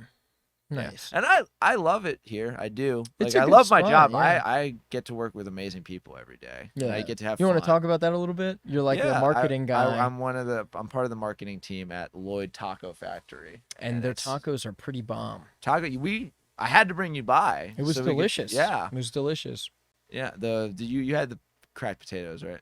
I did. They were very unique. They're very like unique. crunchy and then very savory. Yes. Very savory vibes. Seasoned to excellence. Yeah, no. That's one of those items we don't get any complaints about. Yeah. Yeah. That and like crazy corn. That's another one. Oh, but I'm responsible for doing like miscellaneous marketing stuff. I started in like a commercial for like our hiring that we're trying to do. That's funny. And like other other advertising opportunities I'm in charge of. Or I'm part of. Like it's a big team and we're always like doing meetings for ideas and stuff. Yeah. But you have like your masters in that, right? Yeah, I got a master's in integrated marketing. That's awesome. Yeah. Can I ask you a question? Sure thing. How can I more effectively market my podcast without investing money into it? Like I don't use like social media. Invest other people's money into it, Brad. Ooh, Steal boom money. Boom. So you need to rob a bank, and this is something I'm Which absolutely one? Anyone really. Like Citibank's pretty. Citibank. They usually have shit Low-hanging security guards. You fruit. can deck them. Take the money. That's funny. No, but I think consistency is pretty key. Just because getting anything off the ground sucks, and I know that from like starting my own podcast, and even with Jiujitsu Times, there were moments where just the engagement wasn't there. Yeah. So that's the only one I can tell you is that consistency is pretty good, and continuously refining what you're doing, like seeing different ways that you can engage with people. I think investing in some physical advertising isn't a bad idea. Like places you go to open mats, like have a poster, ask if you can like put up a poster with a QR code for just like your show. Because I think scannable content is really big right now. Yeah. Like going to Staples and getting some flyers printed out for something like that. Like Gonzo marketing. I started with stickers, like a sticker thing. Yeah. Having a way for like those pieces of media to like, don't have it just like go to youtube.com and then go to Brad the Bard. I'd say like have the QR code so they can immediately scan it, because Snapchat filters are huge with stuff like that. People are so connected to their devices that if you give them the ability to immediately go and check something out, that's going to be huge. Yeah. Yeah. This is an interesting way to kind of. That was a big part of my graduate thesis was like QR codes and and using them to divert traffic and interest. I remember like my band, The Climbing, like the reason I own this bus in the first place, we had bought t-shirts and I had the idea to put QR codes on the back of the shirts. And it was like something I'd never seen before, but like I worked in IT and I was like, dude, like this is a thing. Like, you know, every time I open a new box, like Windows 10, even like the blue screens have the QR code for the error codes. You can, which is kind of hilarious. I mean, at Lloyd, we have like, it's like we have QR code like posters everywhere saying like we're hiring, and then the QR code leads directly to the career landing page. Nice. Yeah. That's awesome, man. Yeah. No, it's I think it's a really great tool. Yeah. Obviously, you know, you got to make posters and stuff and, you know, distribute them, or just like have other like gonzo marketing like tactics. Like what? Just like stunt work, like making big shows of things. I think continuing to build your audience with like the jiu-jitsu crowd is really easy, because they eat content that comes from within the community up like crazy. Dude, like the support that you get, they go hard. People in martial arts go hard. The jiu-jitsu community is very kind to me in my projects. Yeah. Like, and every time I visit a gym, like it's very just warm. Put on the gi. Like, put on the fucking gi, man. Yeah, dude. Like, train. Yeah. Just, Brad the Bard gi patches. Boat show gi patches. That would be a cool idea. Yeah. I think. I'd rock them. I kind of wanted with the to QR code. Yeah, with the code. QR code. Yeah, just take it all the way, man. I might have to take your advice on that. I'm thinking about a couple things, but I think the patches are one that I didn't think of that are like an obvious one. Yeah. Yeah. Getting more famous guests than me, like, probably a good idea. Yeah. No I'm working on it. Yeah. That's funny. I think that it's like you're growing really fast though. So like you're doing what you're doing. Me, what you're doing is all going to pay off. Yeah. I think it just sucks that there's like people that can just do a TikTok and then get famous and stuff like that. But I'm not gonna knock however anyone gets their foot through the door. And you know what? I was having this issue, like just to briefly touch on like I was telling you before, like I don't have like Instagram on my main phone anymore, like all my social media shit I separate. You want to fight Zuck? Yeah, I totally would fucking please God see me in a cage, dog. Can I be honest though? Now I'm thinking it would be so fucking funny if you just light your ass up. Like that'd be that'd be so dope. Bro, wouldn't it? Let it happen. Get that training, would be bro. Like if he just like, because he could afford to have like all the info of jiu-jitsu downloaded to the chip in his brain. Yeah, for sure. Yeah, like the Matrix. Like download it, bro. I know jiu-jitsu. I'm gonna learn jiu-jitsu. Yeah. I know kung fu. Yeah. And then I'm not gonna lie, just because of how unlikely it is, I'm kind of rooting for him to kick your ass. And because that would, I love you, but that would be fucking. I'll ruin. That would be the fucking funniest thing ever. It wouldn't. Wouldn't it? No. No, but like if I don't fucking like lizard it. man nerd Mark No. Zuckerberg just does Muay Thai with Wiz Khalifa for 8 months and he's suddenly like a world With beater. Wiz Khalifa. Yeah, that's the fucking I heard it. demon team. Aren't you the one that told me like Wiz Khalifa's doing like He's a doing Muay a Thai seminar at High Rollers. That's amazing. Yeah. Dude. How fucking dope is that? It's he pretty got fucking jacked. rad, dude. Did you see the before and after He's pictures? cheddar, dude. Yeah, he used to be this skinny dude, and then he posted those pictures of him in the gloves. I'm like, fuck, Wiz is That dude is built. He got some intimidating. meat on them Yeah. bones. He got some fucking meat on them bones. Yeah. Yeah. Like, good for him. Yeah, man. Yeah. I love to see it, dude. Yeah. It's good. Oh. Yeah. So, before I forget, Yeah. going back to like people I would love to roll with, top of the list is Henry Cavill. Easily top of the list. Does he train? Yeah, he trains. I I didn't. think he's at Hodges School in the UK. Yeah, he posts pictures of him in the gi. and What he's just belt looking, is he? He's a white belt still, but I don't care. I just want to touch him. Yeah, dude. I love the Witcher like show. Can I go It's very full good. like gay for a second? Yeah, please. I had to have difficult conversations with my wife about this, but like I don't know if I'd be able to say no to Henry Cavill if he gets brain damage and suddenly I'm worth his time, which I'm not. I'm not worth Yeah. anyone's time, let alone fucking top of Mount Olympus like Yeah. Henry. But if he like smiled at me and asked me out, I'd do whatever the fuck he wanted. Yeah. Like So you're just top shelf gay. You're only gay for like the top shelf. so far, yeah. Yeah. Yeah. No, Fair. like I'm not even kind of kidding. I feel like I don't know. It's getting into vague territory. Like there's a Kinsey scale, and obviously everyone's varying degrees, but like Henry I'm here, but then like I look at Henry and I'm like something here, and I'm just like, Yeah. well, I got to confront that. Yeah. But that's fine. It's a great time to be questioning with things like that. And then he talks about like building his gaming PC, and I'm just like, fuck. He's got his so like he loves rad. he's this like dude just with his dog, and like he's living this cool life. He's the Witcher. He's Superman. He looks like a fucking beefcake. There's more jacked guys than him. Like there's guys that are more jacked than him. But that scene with him in Man of Steel where he's got the beard and he's just shirtless running through the field looking for clothes, I'm like, fuck. All right. I gotta come to grips with some things. Yeah. He's so hot. I'd do whatever he wanted me to do.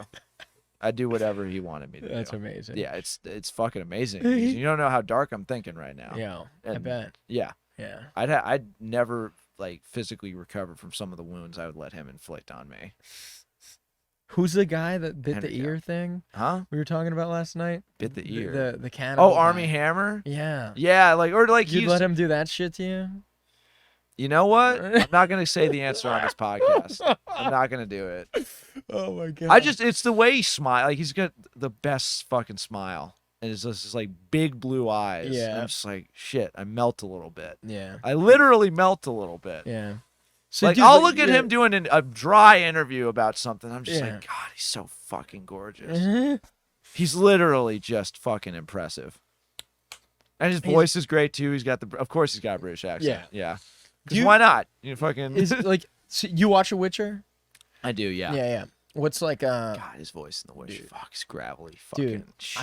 I need to learn that I song. want him to slay me. I need to learn that That's song. it. I from want The him to Witcher. slay me. Toss a coin to your Witcher, oh valley of plenty, oh valley of plenty, oh Fuck yeah. Fuck yeah. that friend happened. of humanity. Fuck yeah. You know, do you know who Matt Hafey is? No. Do you know the Is band that the Trivium? actor? Or no, I No. don't. No. Yeah, so Matt Hafey's actually, I think he's a black belt in jiu-jitsu, but he's Fuck he's yeah. also in a metal band called Trivium, Oh, and he right covered on. that song, and it's so fucking There's this good. guy on YouTube. Like there's this like dude on YouTube, Jonathan Young. He does like a ton of like nerd and like pop culture covers, as well as he's got his own original music. He's phenomenally Yeah. talented. He did a metal version of Toss a Coin to Your Witcher. and it's I probably fucking- have seen He's got a it. beanie, Yeah. or no, he's I was got long. obsessed with that song. We're in for a a minute. humble bar, and I'm just like, fuck yeah, Mhm. dude. Yeah. God, now I'm horny for Cavill right now. Yeah. Although he was like, it was like he was the only one that ever made me feel like a little gay. And then when Tom Holland did the lip sync battle where it was Umbrella, he did Umbrella by Rihanna, and he was I like don't in know. a corset. I'm like, okay, that's another one. That might be different. But that's also Yeah. I'm gonna put a pin in that for later. It's like difference between like a lipstick lesbian and like a I don't know. butch lesbian. I don't know. Like, well, it was like one athletically he was phenomenal. Like he was moving Yeah. like a freaking champ. Yeah. And yeah, I don't know. That one was made. I'm like, that was years ago, and I'm still not sure how I feel about it. Yeah. Where I'm like, okay, all right, Yeah. okay, cool. I'm along for the ride. All right, Tom. Like, all right, this is gonna plague me for the rest of my life, baby. Thanks. Not even plague. It's not like it's bad. I'm just like, I don't know how to define that. Yeah. Okay. Acknowledged. Henry, fully know where I am. Yeah. Know where I am. Just knocked it out of the park. All Yeah. right, do whatever you want. Yeah. Yeah. What submission would you throw on Henry Cavill if you? I if you would rolled no. him? I can't. I would. You would he just would- play I would submit positions on to him? him. That's the goal. That's the goal, Brad. You just let him take your back. I love my wife. I need to say that right now. Just like fuck. I could talk Damn. about his body for Damn, hours. Daniel. Like the traps going into the shoulders. Just like again, his jaw. It looks like it He's should a be whole real. man. He's a fucking Adonis. And he looks so kind. Like I just want to cry into his eyes and like Yeah. tell him all the things that trouble me. And then he just like comforts me and tells me I'm okay. Yeah. And then we go get some food, like a nice place. Like Yeah. he's rented it out because he wants privacy, but it's like candlelit. I have like a light salad. He has a steak, but it's mainly so he's hitting his macros for the day. Yeah. He measures everything out. And you want to be nice and lean. For And what then we happens just later. like, and then we sit in the car as the rain starts to fall on, and we just sit there. We don't even turn the car on. We just sit and let the rain hit the glass, and we have a moment. Yeah, I'm with that. yeah, Sounds perfect. it's beautiful. The perfect date, It's beautiful. like a late April day. Yeah, fucking. And he takes me back to his mansion with the fire roaring. You think he has a mansion? I think he does. All right, Yeah. maybe he does. I don't know. Yeah, and then we just play video games Yeah. and like other stuff that Yeah. I'm not gonna say on the podcast. Yeah. What video games do you like?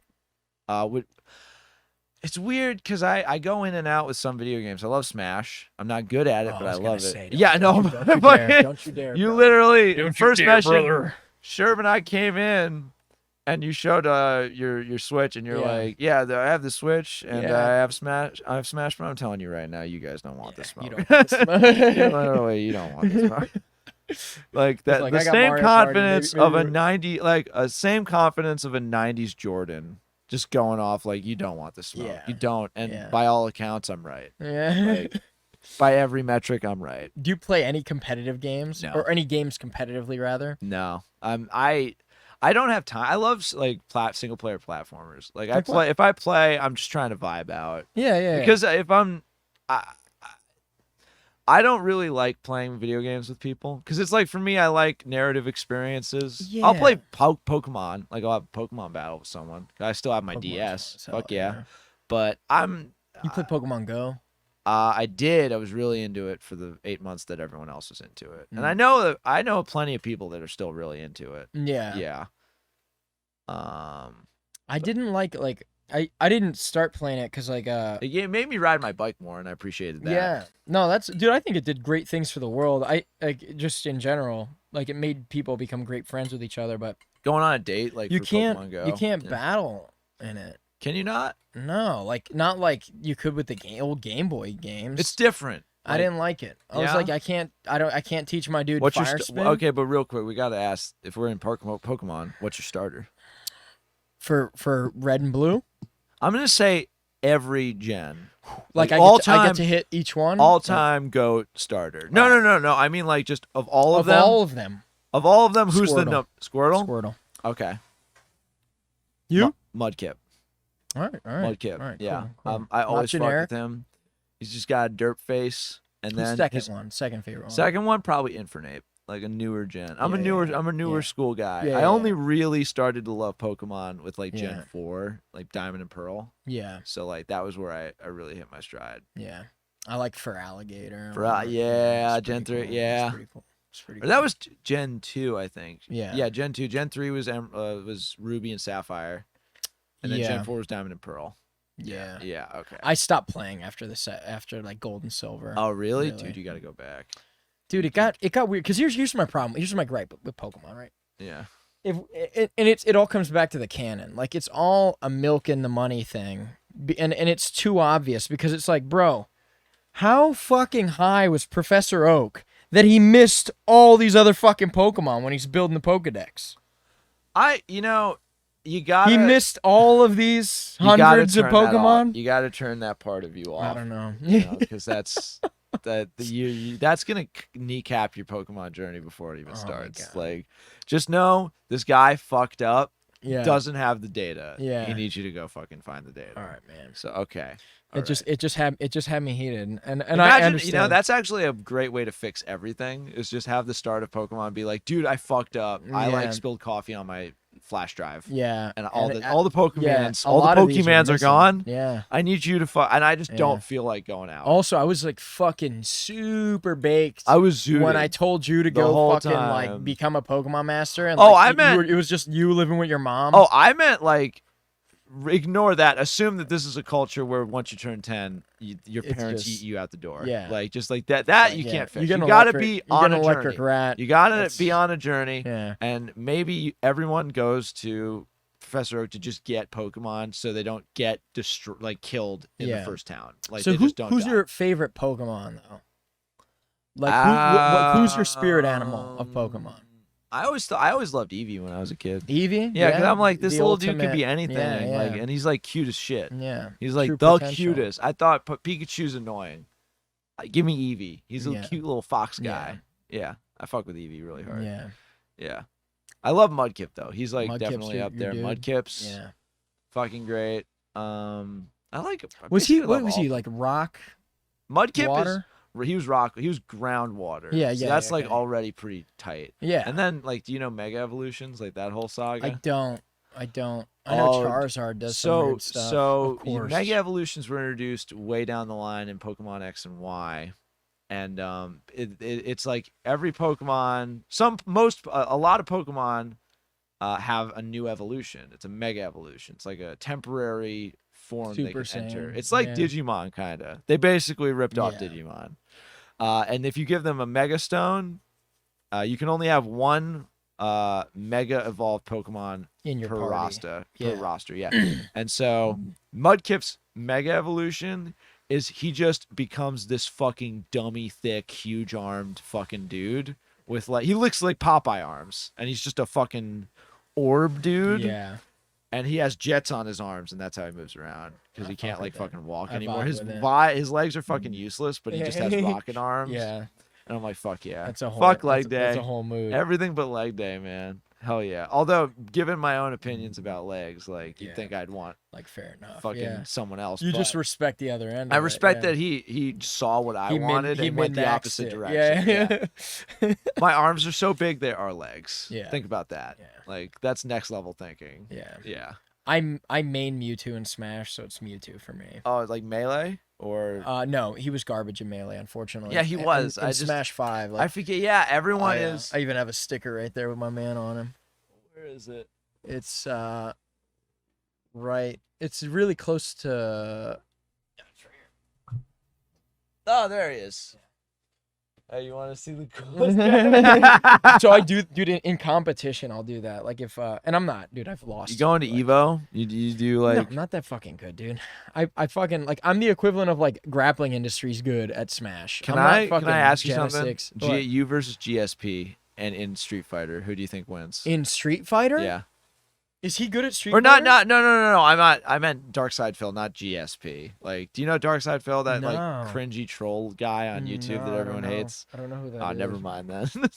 Yeah, you'll have to show me later. You gotta fight. Do you think you could take anyone on the UFC roster at a UFC like fighting game? No, I never played the UFC fighting game. It's the same way I feel about like Call of Duty. Like all the games that I really like, if I can kind of do that in real life, that's stupid. Yeah, you could be a UFC fighter. Well, no, but I'm saying it's like I could just do MMA. Like I could just go spawn. Yeah, you can do Call of Duty. You go to Iraq. Well, yeah, exactly. Like, dude, I was in the military. You just gotta get shipped out. It's too whack. Like, either give me fucking Titans and like jetpacks and shit. Titanfall. I love Titanfall 2. Yeah. I don't like any multiplayer games. I just don't. But Titanfall 2's story was so good. Fucking it was good. So good, dude. Holy shit. And dude, just the engine, like the way the game plays is incredible. Oh, and Breath of the Wild, that's another like GOAT GOAT instantly GOAT game. Like Yeah. incredible. And the second one's coming out. That's great. Oh, I didn't even know. I love about that. Undertale too. That's like another Undertale. really good. My son likes that. That's Sans, a really right. That's the guy. Yeah. It made me cry. Yeah. It's a tearjerker of a game, Yeah. man. I haven't like, played it. Make it. so Gotta good. try It's it now. really, it fucks with you. Yeah. I wanted to yell at that game for fucking with me so hard. Yeah. And it ruined my life. Persona 5 is another really good one. Like really narrative driven, like like games with some combat. What's your favorite RPG all time? Favorite RPG all time? I almost want to say Pokemon, but yeah, because it is an RPG, and I definitely logged more hours into that than I've had with anyone else. I'm gonna say. Is Persona 5 an RPG? It might be I guess I have a few that I love. I love Chrono Trigger. My initial from the hip is Chrono Trigger just because I love it. Yeah. It's on my phone now too, so I can just play it all the You got like an emulator? No, it's on the App Store. Oh shit! Really? Yeah, it's just fully on the App Store, which is fucking pog. You ever heard of Disgaea? No. Dude, that's like one of my favorites. It's not that popular. Oh, it's fucking I think incredible though. Does Bastion count as an RPG? I'm like very bad with video game terminology. Yeah. That's all good, man. Because like I think Bastion's and like I love Bastion. I don't even know that game. It's Bastion? it's like a top-down isometric game, like in a post-apocalypse sort of thing. But it's like the art style is so fucking gorgeous. Yeah. It's like bright colors, amazing pastels, amazing textures, and like a world you really want to get lost in for how it is an incredibly linear game, but like it's so beautiful. That's cool. So fucking beautiful. I dig that, man. Xenoblade Chronicles. That's another really good one I loved. Yeah, I fell off of it. I stopped playing the Wii U, and there was this time in my life as I was transitioning into like grad school and like adulthood outside of academia where I genuinely just dropped video games by the wayside because I will play. Oh, I should probably say Skyrim because I've hurt my eyes more in that game than I have any other one. I will play. I'm obsessive to the point with video games. You do mods and shit? No, I'm a console. I don't have PC. Yeah. But like they do have mods for Skyrim now for PS3 or PS4. And so I've been fucking around with some of the story mods and like game fixes, but nothing too crazy. Yeah. Like there's a mod I'm using that they fixed the College of Winterhold, so it's not shit. Like there's actual stuff to do there now. Yeah. The storyline still fucking sucks, but it's pretty good. I love Skyrim, but there was this time where I realized I will play until 5 a.m. and my eyes will hurt, and I'll sleep for an hour, and I'll get up and play again. Yeah. Like I played Ratchet and Clank, and I almost didn't pass 5th grade. Don't regret it. Yeah. I still have my PS2. Still have Ratchet and Clank. Fucking love that game, but I will hurt myself in playing them. Yeah. Especially since you get lost in your own world. You're so addicted. I played man. BioShock Infinite for like 4 days straight and didn't do anything else. I'm a huge like Resident Evil fan. Oh yeah. Do you have the thick lady vampire? Like is that? Yo, dude, I have those? memes. I have memes all day Fucking about it. so many memes. So Lamy funny. Demetress. Yeah, is that her name? Yeah. Yeah. I love that they just go crazy. Dude, they don't give a shit. I love how they had that girl in all the marketing was about this like giant vampire lady everyone was fucking fawning over, which I get it. Yeah. Yes, I get it. Like, yeah. But she's in the game for a real, like, not that long, right? She's like the first main boss, I guess. The way she was marketed, that's the main boss. Yeah. Yeah, I guess you do kill her off pretty quick, actually. She's like the first main boss. Yeah. I'm not going to spoil the game. Yeah. Sorry. Yeah, I should have said spoiler alert, but like, yeah.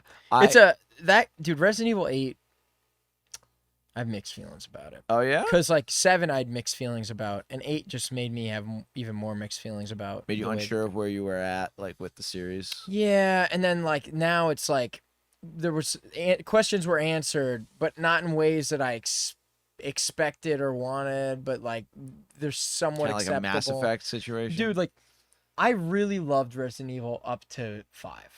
I like it's from like I had nightmares as a kid of like because my brothers and my cousins would like I had this giant stuffed bear and like I don't you ever play like the early Resident Evils? I've never really gone in on horror games. I was Well, like, I knew yeah. myself well enough, like Yeah. that. I'm like, I literally was just like, no. Yeah. The first scary game I ever played was the first BioShock, and I played it Yeah. at a friend's house. I did. Sorry, I don't want to Yeah. interrupt, but I do Yeah. have exactly one nice memory of a scary game, and it was like the first time I had a really good group of friends in college, where we were. I was hanging out at a friend's dorm, and he lived with a bunch of other people. And I was friends with all of them. And so one of them comes home with Until Dawn. And did you ever see that game? No, I don't It know. was this like Zombie linear kinda thing? survival horror game where Yeah. basically it's like you and a bunch of friends. It's like the trope of like the high school friends in the cabin in the woods. And basically they're like being chased by supernatural forces, and the idea is to survive until dawn. And like you need to. That sounds cool. Yeah, and there's multiple endings, and like there are different endings depending on how many members of the crew get killed. And we as a group decided we were all just gonna play through this game together. We would all sit in the room and like take turns playing, and we would freak the fuck out the whole time. Yeah. And when we actually beat the game, it was like we were like, what the fuck are we gonna do now? Like that was awesome. And that's the only time I would ever enjoy like a horror game, is if I'm with a crew that we're playing it like I really once a enjoy week. horror games. We played it every night for a week until we finished it. Yeah. And we'd only play it for like an hour every night because we had like Yeah, exams. that's cool. But it was fun. That's awesome. And that was it for horror games I like enjoyed. Yeah, yeah.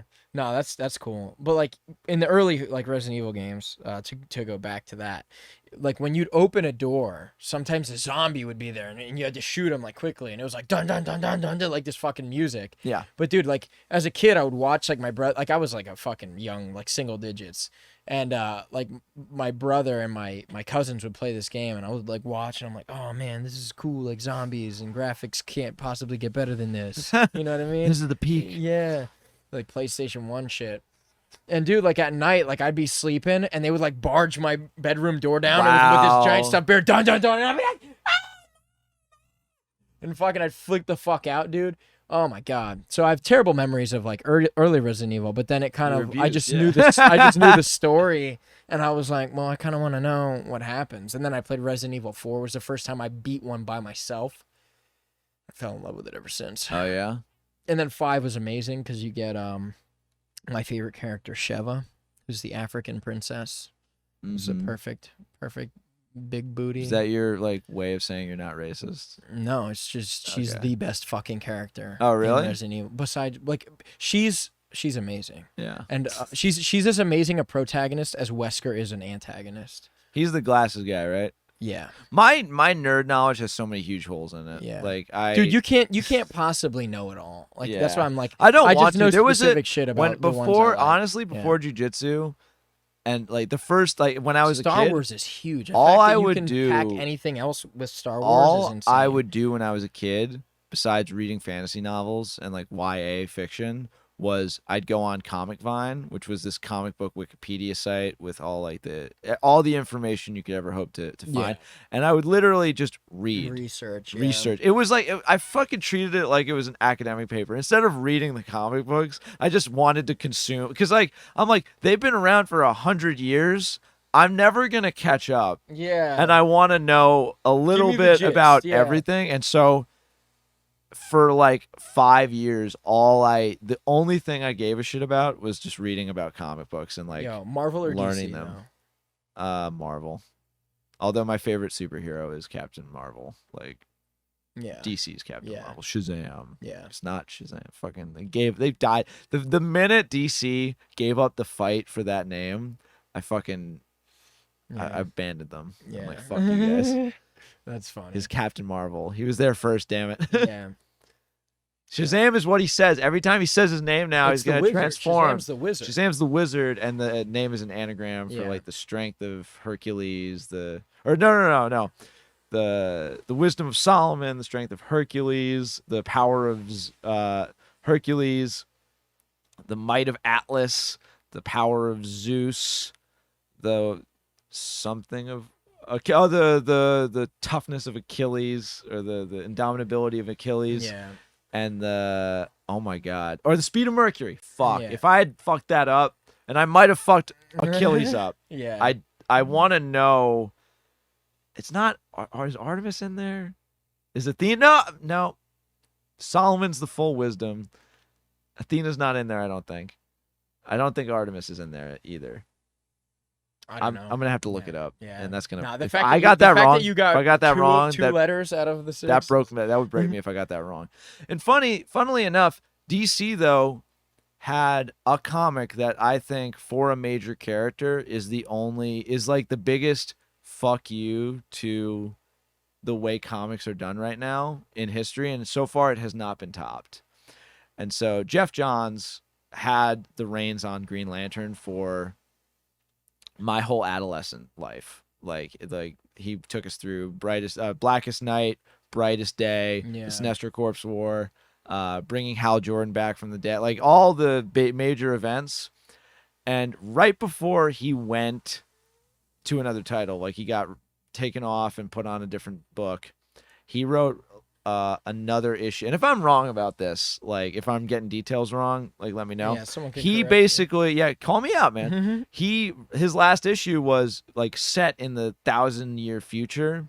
And basically it was an old Sinestro who's been redeemed and is now a guardian of the Green Lantern Corps talking to a young recruit and telling him all the things that ended up happening with Hal Jordan, Kyle Rayner, Guy Gardner, John Stewart, Kilowog. And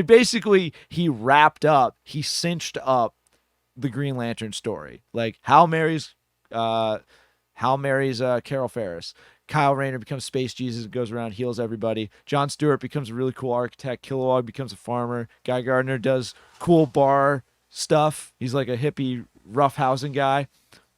And like gives everyone a definitive happy ending. And then after that, basically, if you wanted to just stop reading Green Lantern forever, you had your ending. And it was the fucking best thing ever. I'm like, I'm done. I don't need any, like, I paid attention to what Green Lantern did in the future, and I didn't really give a shit about any of it. So I'm like, I'm done. I'm done. They told me what happens. Hal gets with Carol Ferris. They can't fuck with it. Yeah. Like, they can't go back and, I mean, they're capable of doing some fucked up shit. They could go back and say that specific issue was a dream sequence and try and taint that cool thing that happened. Yeah. But yeah, I'm done with Green Lantern. Like I retired that jersey. Which is, it feels great. It felt great because I was still interested in keeping up with all the goings on in comic books. But then it got to a point where I'm like, all this shit is just nonsense. And the straw that broke the camel's back for me was when they introduced this character, John Kent, the son of Superman. Like him and Lois had a kid. They were able to have a kid, and he's 10 years old. And he's like a really cool character, and now we get to see Superman be a dad, which we've never seen, and it's a really awesome, fun dynamic that it's the super family. And John is really good friends with Damian Wayne, and they butt heads all the time. It's the fucking best. It was the best seeing them. Damian like keeps trying to poison him with kryptonite, and John keeps trying to be his friend. And Damian's like, fuck you, you're an inch taller than me, you little shit. And then they had their own title. It was the Super Sons. And it was like the thing that made me give a shit about comics again. And I'm like, I could read these forever. They're going to have John and Damian maybe like grow up actually and take over. Is that like Young Justice? I didn't watch It's the same vibe, kind of, but it's just with them. Like the Teen Titans show up for a little bit, but honestly, I don't give a shit about the Teen Titans anymore. I'm like, Teen Titans should retire. Just these guys. Like, no more Teen Titans. Although Teen Titans is one of the few crews that's had like a really a fluid roster where the members go on to do bigger and better things, and no one really goes like, it's not crazy often that people go back. They reassemble the same teams sometimes, but you see a lot of new faces, which I appreciate. And the Super Sons was fucking great. I'm like, these two going on adventures, their back and forth is great. And then what they did is they took John and they threw him through a space portal, and they made him 16 years old. Like he came back out like a teenager, and he's almost 18, and he's a completely different guy. and now him and Damien hanging out is weird. And I'm like, fuck it, I'm done. Yeah. I'm literally like, no, Stop doing. Why'd not you do the fucking. And now like maybe they'll make him back, turn him back to a kid sometime. that? Yeah, but it's like You've already fucked him up. Yeah. And now like or maybe Damien will get aged up. And then when I realized that like these characters are gonna be 10 for 50 years. Yeah. Or they're gonna be the way they are and nothing will matter. I kind of got broke. Like I'm just like, I'm done. Yeah. I can't do this anymore. Dude, it's different when you grow up with it, and then I look back and I'm like, man, like just the way that they change the writing on some of these things just makes me so butthurt about like the way they do it. I don't know. I don't even really think it's a writing issue. I think like comics have always had their problems, but the idea that like I'll read indie comics. I'll read like stuff from smaller publishers that I know has like a limited run, so I can just fucking experience it and it be done, you know. And I feel like that I like things to have like an ending, you know, and I like things to just not drag on forever. And that might be selfish because I know like newer generations should be able to experience these characters,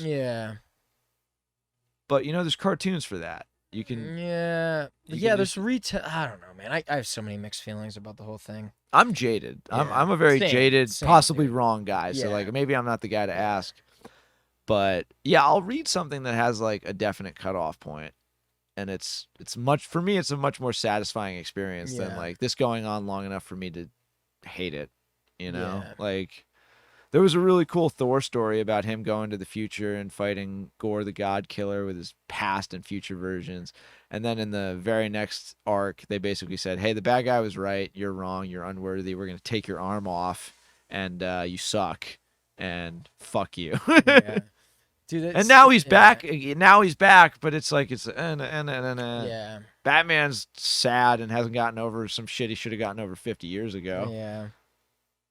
If you gave me the amount of money and time Batman has had, I would get over my parents' death. It would hurt. It would never not suck, but I would be able to do other stuff with my life. Yeah.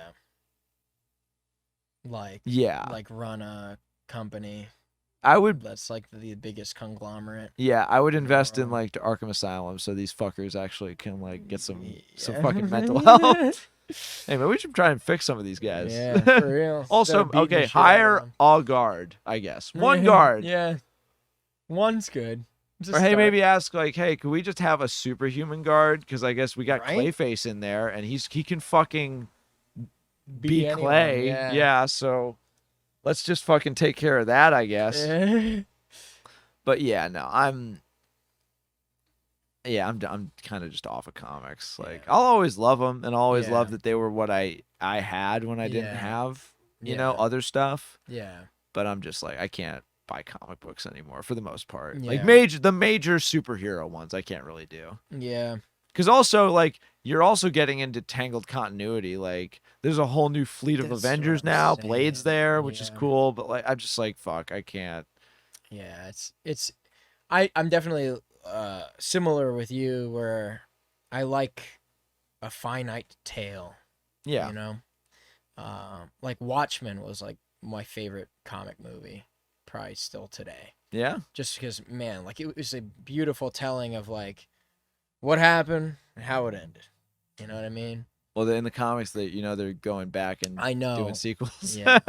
So, yeah, wrong. But still, the movie. At least they waited. At least they waited a few decades. There's no Watchmen 2. You know what I mean? Like movie. Yet. I mean, they made a TV adaptation. So. I know, and I didn't watch it because I heard mixed things about it. And I'm like, I don't want to ruin my opinion of it. Yeah. Yeah. I don't know. Yeah, I didn't have HBO at the time, so I was just like, I missed it. Yeah. Although I have it now, maybe I'll go watch it. Yeah. I think it's on HBO. I think it is. I'll give most things a shot. Yeah. Like some of my favorite comic book like TV memories are one, Batman Brave and the Bold. If you haven't seen that cartoon, don't sleep on cartoons. That's got some of the best writing of any Batman to cartoon adaptation. I'm putting it right up there with the animated series, like with Bruce Timm and Kevin Conroy. Yeah. But yeah, what was I saying? Oh yeah, I fucking loved Arrow. like the first season of Dude, Arrow. Yeah, I fucking love stopped that. watching it after Stephen some Amell, point, like, one was great. Season one was great, amazing. and then it got shit. I'll fully Yeah. admit that it got so bad and Yeah. unwatchable and bad. Yeah. Yeah, it started. And I feel great, bad about though, that. yeah. And but the Flash too. Their first season, similarly, I think their Flash season 1 was even better than Arrow season 1. I didn't and then even watch it. So I it can't got say. so convoluted that I was just like, yeah, no, I'm done. I like that they tried to like integrate, but man, like sometimes it's like, oh, you're getting a little fucking. This isn't good. You're fucking. I up. love Oh, that don't, they made. Don't keep going. Oh, no. Speaking of a spoiler alert, but Yeah. I do love that when they introduced the multiverse. I fucking hate the word multiverse. I hate it. It's another one of those power scaling, like there's a I hate it. Yeah. I don't know why I hate it. I just do. But it could be that I've heard it too many times and it seems just so fucking played out. Like you're a different alternate reality. Like, shut the fuck up. Yeah. Like, It's just too don't. big, man. Deal with the world you're in. Yeah. Like, you don't need the world is not so boring that within a season you've completely played out everything there is on Earth. Yeah. And now you got to go to Earth B. Yeah. You know, I might be complaining though. That season 1 of The Flash was phenomenal. I teared up at the end. It was a great story, and Grant Gustin's a great actor. I like that when they did introduce the multiple universes and shit, they had Jay Garrick, like the first Flash, being played by Wesley something. I forget the actor that played the Flash in the like bad original 90s show. Oh shit. Like the live action, and he wears the hat. I'm like, oh, that's dope. That is dope that they did that. Fucking A. Yeah. Don't give a shit about anything else. Yeah. But like that's cool. I appreciate you there. Yeah. Yeah. Jay Garrick's got drip. He's got a fucking The drip. He's got an ultimate frisbee for a hat. Yeah. That's awesome. He doesn't have a mask too. He's a guy with a hat. You can look at him and know he's got a mortgage. Yeah.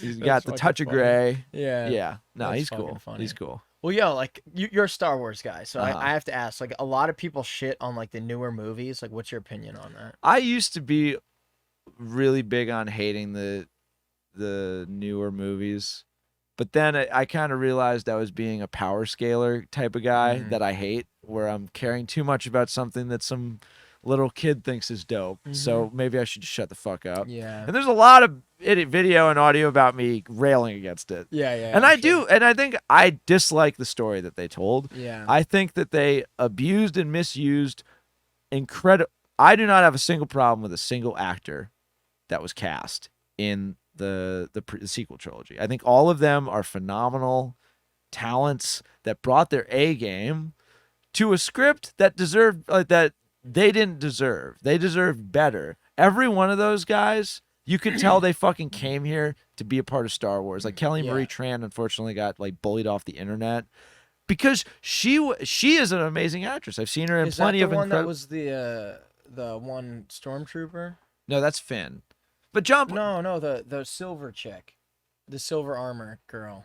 Oh, Captain Phasma. Yeah. She was played by I forget her name. Unfortunately, Yeah, I thought I'm sorry. that's who you were referring to. No, but Kelly Marie Tran was a member of the Resistance in the Rise of Skywalker, or the Last Jedi, which was the big one that everyone fucking hated. Yeah. And she her character was shit. It was a shit character, and unfortunately, because people are idiots, they decided we're gonna bully the shit out of Kelly Marie Tran until she deletes social media. Wow. And it's fucking stupid. And she's an amazing actress. I've seen her in like smaller productions and like comedy skits on like College Humor and stuff. She's great. Yeah. Everyone in that cast has proven at some point or another, and even in moments during the movies, that they're fucking great at what they do. Yeah. And I think Rian Johnson didn't do a good job with The Last Jedi.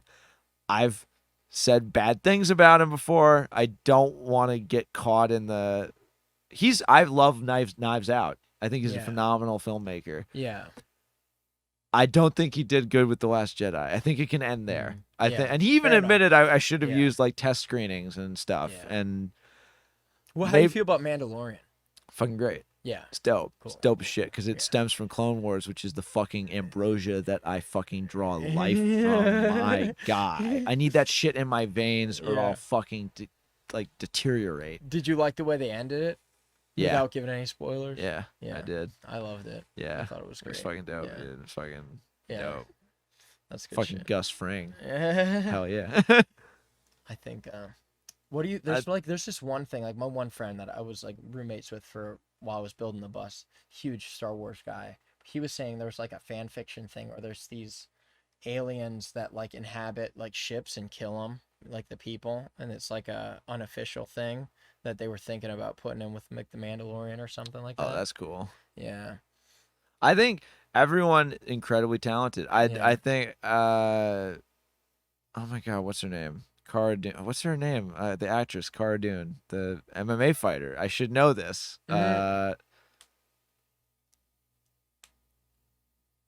What's her name? Shit, there's dead air in the podcast. Yeah. She got fired because she said some cringy Republican shit. She's Ben Shapiro's friend, I guess. Oh, man. Fuck. I don't know her name, and that is not good. She was. Oh fuck! I'm gonna get flamed by you guys. Man. But like, she was a great actress. I think she's got some stupid opinions, but you know, it sucks it sucks that like you can't keep your mouth shut about shit that doesn't matter to be in Star Wars and get all the money. You were gonna get a fucking show. Yeah. Disney was gonna give you a show. Disney. And now you're doing a series with the Daily Wire, like a bunch of fucking nerds. Okay. Yeah. That is stupid, but go for it, I guess. Enjoy. I don't know. Like, man. I'm a fuck up, and I don't even think I could fuck it up that bad. Like, all I have to do to get all the money in the world and have people love me is just shut the fuck up about like vaccines and like school shootings. All right. Well, wow. Yeah. GG, well played. Tough bar, but like, I guess I'll try. Fuck. Sorry, I ran like I drove my car through a vaccination center and did a school shooting on the way over here. So damn. Don't air that. I mean, you might have to edit that part out, I guess. But like, I think Jon Favreau is the right guy to helm almost anything. Yeah. I mean, he's a consummate filmmaker. The minute he decides to dip his toe into a new genre, he dominates it. He built the bedrock. He directed Iron Man. We wouldn't have the masterpiece. Obviously a lot of hard work, and Robert Downey Jr. went into building the Marvel universe. But that movie, without him at the helm, I don't know if it starts off as fantastically as it did. He's a phenomenal filmmaker, and he's such a Star Wars nerd. He's so like equipped with the lore and knew how to organize everything in such a way that it was, and working with Dave Filoni, of course. So it jives with the new stuff as well as the old stuff. It's fucking great. And it covers a timeline, like the immediate collapse, like right after the fall of the Empire. And you see stormtroopers in like shit covered armor. Then they're like little shell shocked and they're like in little cells, like terrorist cells now, trying to reestablish them, everything. I think it's really cool. Yeah. I think it's really cool that they went into it that way. Yeah, and obviously Pedro Pascal is awesome. Like he's for the time he was in the suit, because I know there were a lot of scenes where he was just doing voiceover. He's fucking great. Yeah. And Grogu, Baby Yoda, fucking great. I'm a huge Clone Wars guy. I think that's the best thing ever. Yeah. So it's not better than Clone Wars, but it's still really good. Yeah. Yeah. That's awesome. You ever seen Clone Wars? Yeah. It's so fucking good. I think. Dude. It's the best shit ever. Yeah, dude. I think it's one of the best fucking film works. Yeah. Like especially for the time. Like, how do people give a shit about the Bible when we have Clone Wars?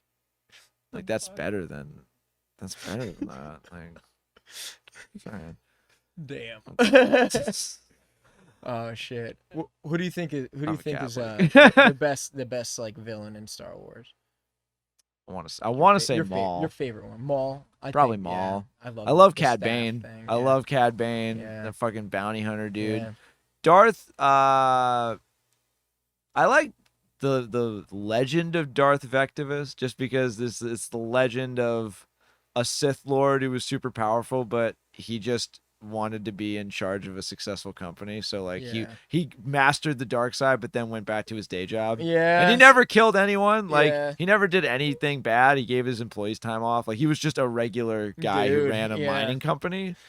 He he just realized like the dark side. He's got visions that said dude, the dark side is calling to you, and he's like, okay. All right. And then he went and mastered. He was the Sith Lord, and then he's like, all right, Pog, going home. And then he like never killed anyone, died surrounded by family and friends. Yeah. It's like that's fucking dope. It's a G way to do it. I would love it if Anakin finds that out and it's just like, are you fucking kidding me? I could have like, I don't know, like ran a shoe shine stand and like not burnt to a crisp. That's fucking, that sucks, man. Fair. You guys suck. Fuck the Jedi. I want to be a Sith and have like a day job and hobbies. Like you can't be a Jedi and have hobbies. Like you got to be a Sith and have a whole side business. They don't give a shit. You show up for like a Sith meeting once a month, I guess, but then you can go home. Yeah. You want a wife? Sure. Part-time Sith. Can I have a wife? Yeah, you can have a wife, fucking family. I don't give a shit. Fuck yeah. Yeah, it's like Jedi can't. You can't fap with the Jedi. The Jedi are no fap. Damn, that's pretty sus. That's pretty sucky. Can they sus. shoot lightning? No. No. I'm really struggling to see why I should join the Jedi right now. You can it. talk to animals. I can like pet a dog as the Sith. Yeah. I don't. Yeah. I don't think a dog is gonna Dogs just bark don't default hate me. Yeah, like you can just, I guess, be a good dog owner and not fuck with it. Yeah, for real. Can I be a nice, like, I love how the guy's just like, there's nothing in the Sith bylaws that says I need to be a dick. So I can just be a cool guy. He's not even a villain. He's a normal dude. Yeah.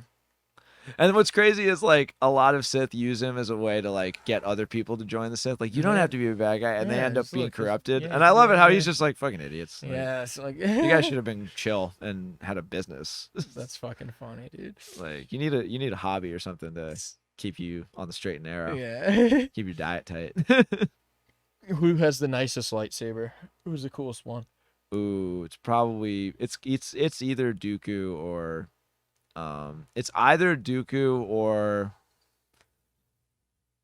fuck, that's like it. I think Dooku just straight away runs with it because he's got his whole lightsaber is built for dueling. Yeah, and it's got the curve and it's got the like the embroidery, like the little gems, the little fucking knife thing that comes out of it that can't do anything, but it's just there to look cool.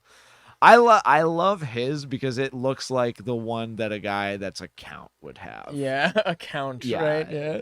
Count of Sereno. Yeah. Like that's pretty dope. Yeah. I like Maul's, man. That staff is too gangster. Oh fuck yeah. I mean, hey, like Maul by virtue, like he was already cool. Yeah. He's a cool dude. Cool. Yeah. But by virtue of the Clone Wars, he became one of the most fascinating characters in all of Star Wars. Yeah. Like I don't know if you ever saw Rebels. No. But okay, so spoiler alert for Rebels, but an episode that I think you should. Rebels is as a whole is kind of hit or miss. I think it's okay. Yeah. Not Clone Wars. Yeah. Nothing is. Yeah. Bad Batch is, which is cool. Yeah. I love Dave Filoni could have just made Bad Batch another season of Clone Wars, but he didn't. He made a whole new show, so Clone Wars as an entire series would be exactly 66 hours. That's funny. He's 60. That's fucking crazy. I knew what you did there. Execute order 66. Exactly. Dude, fucking he hides wisdom under that cowboy hat. Yeah. He's the only dude that is a a fucking dude from Seattle or some shit with no accent that can wear a cowboy hat. I'm like, absolutely. Yeah. You can just not have pants and have your dick out. Yeah. And I fucking of course. Totally. That's style. Yeah. That's the do whatever you want. Checks out. Just don't stop. Yeah. Writing. Yeah. But yo, dude, it's almost 7:00. Holy! I don't want to fucking pump the brakes on you, but oh my god, we've been. This is the longest one I've done in 2021 easily. How many hours is this? I think. Well, I have to look. 3 or 4? I can't tell because we're not live. It's easily. Oh my god, I'm sorry, dude. No, it's all good. Well, dude, like it's like 6:53. Do you want let's end on like on a good note here, man? Yeah, no, I think we gotta get some food. Yeah. I'm starving. We get some Lloyd too. Yeah. I want you to have the pork burrito. Oh wait, no, I don't eat meat, only fish. But gotcha. I'll try more. I want the corn thing, that fancy crazy corn. Fun, it's so good. Yeah. So really quick, what's on the agenda for you, man? What's the future of K-Brad's looking like? All right. Well, in the near future, I'm not going to be stopping writing for the places I'm writing at That's and doing awesome. the podcast with Kev G, but I'm also looking to be going more independent on my own YouTube channel. Nice, so I'm going to man. be doing some content I'll on there. I'll drop a link to that in the description. I appreciate it, man. I'd love to get some early buzz. There's not even a trailer out for it, Yeah. but Yeah, I'm once really it's out, excited to be yeah. doing a lot of different things with it. Maybe some like gaming content, Yeah, like cool. some D&D, Dude, actual play stuff. Get I actually the, have get the bard I have in there, a baby. I have a one shot or a very limited run episode or session campaign that I want to run called Grapple City. That's and awesome. it's basically a jiu-jitsu martial MMA themed D&D yeah. module that I'd love to get some combat sports guys in on. That would be cool. I would love to do that. Yeah, hit me up, dude. You need yeah, a you're bard. the first call. You need a bard. You're the first call. Yeah. The bard in that group has to just be Bruce Buffer. that's the play, I feel like. Yeah. But yeah, it's called Under Pressure TV. Cool. And I like it. you can put the link there. On Belly Gang. And as always, you can read my stuff. I've got over 150 articles at the Jiu-Jitsu Times. We did episode 100, the end cap of the JJT podcast, and I'd love it if you go over and check out our whole discography over on SoundCloud or YouTube. Oh yeah. We only have the videos. We only have the VODs up for I think up to episode like 70 something. So all of the episodes are available on SoundCloud and Spotify and Apple iTunes. So you can check those out. And please go check out Ace's Jiu-Jitsu blog, which is my new home for right now. Yeah, good shit. We got a really talented staff of writers that I'm really proud to have had a hand in recruiting some people, and our content's really good. I'm really proud of the stuff we're writing and That's putting awesome, out there. man. Because a lot of voices, there are a lot of voices that go underrepresented in the culture, and I feel like we're doing a good job trying to give them a little bit more spotlight. So blog.acesjujitsuclub.com. Linked right there too. Just linked under your it name. linked it right there under my name. Yeah. Follow me up on Instagram. I'm trying to get to 1,000 followers. I've Yeah. never really been good at Instagram, but I'd love to have like the 4-digit mark. Yeah. Because my brother's been at the 4-digit mark since like middle school. Must so be nice. Yeah. I think being a bodybuilder helps. For real. But yeah, so Aces, and we'll be doing more stuff on our YouTube channel over at Aces. Cool. You can start with the recent. There's a bunch of technique videos from Professor Mikhail as well as Kevin Gallagher and a few other people. And our first interview for the podcast, the Aces Jiu-Jitsu Club podcast with Robert Drysdale, is up there. Nice. Always fun talking to that guy. And if you're listening to this and you haven't already, subscribe to the Bardic Inspiration, the boat show. It's boat show. Bard Sorry. of all trades. Yeah, now, Bard of all trades. I almost You're forgot. giving me shit about. Yeah, the no. old man Hey, shit. yeah, you can't be. Yeah, where's the fucking all the D&D content? Bro, on I gotta this make it Bard with you. show? I gotta make it with you. You've been Oh my waiting God. for me, bro. Yes, I have been. It's time. And fate has tempted me to Co come to Buffalo. DM. Yeah. We can do it. Good shit, man. Yeah, Well, yo, all thanks a lot for coming on the show, bro. I can't wait to have you on again, man. Oh, yeah, Maybe with fucking A. Kevin together. Oh my God, that'd be a fun time. All right.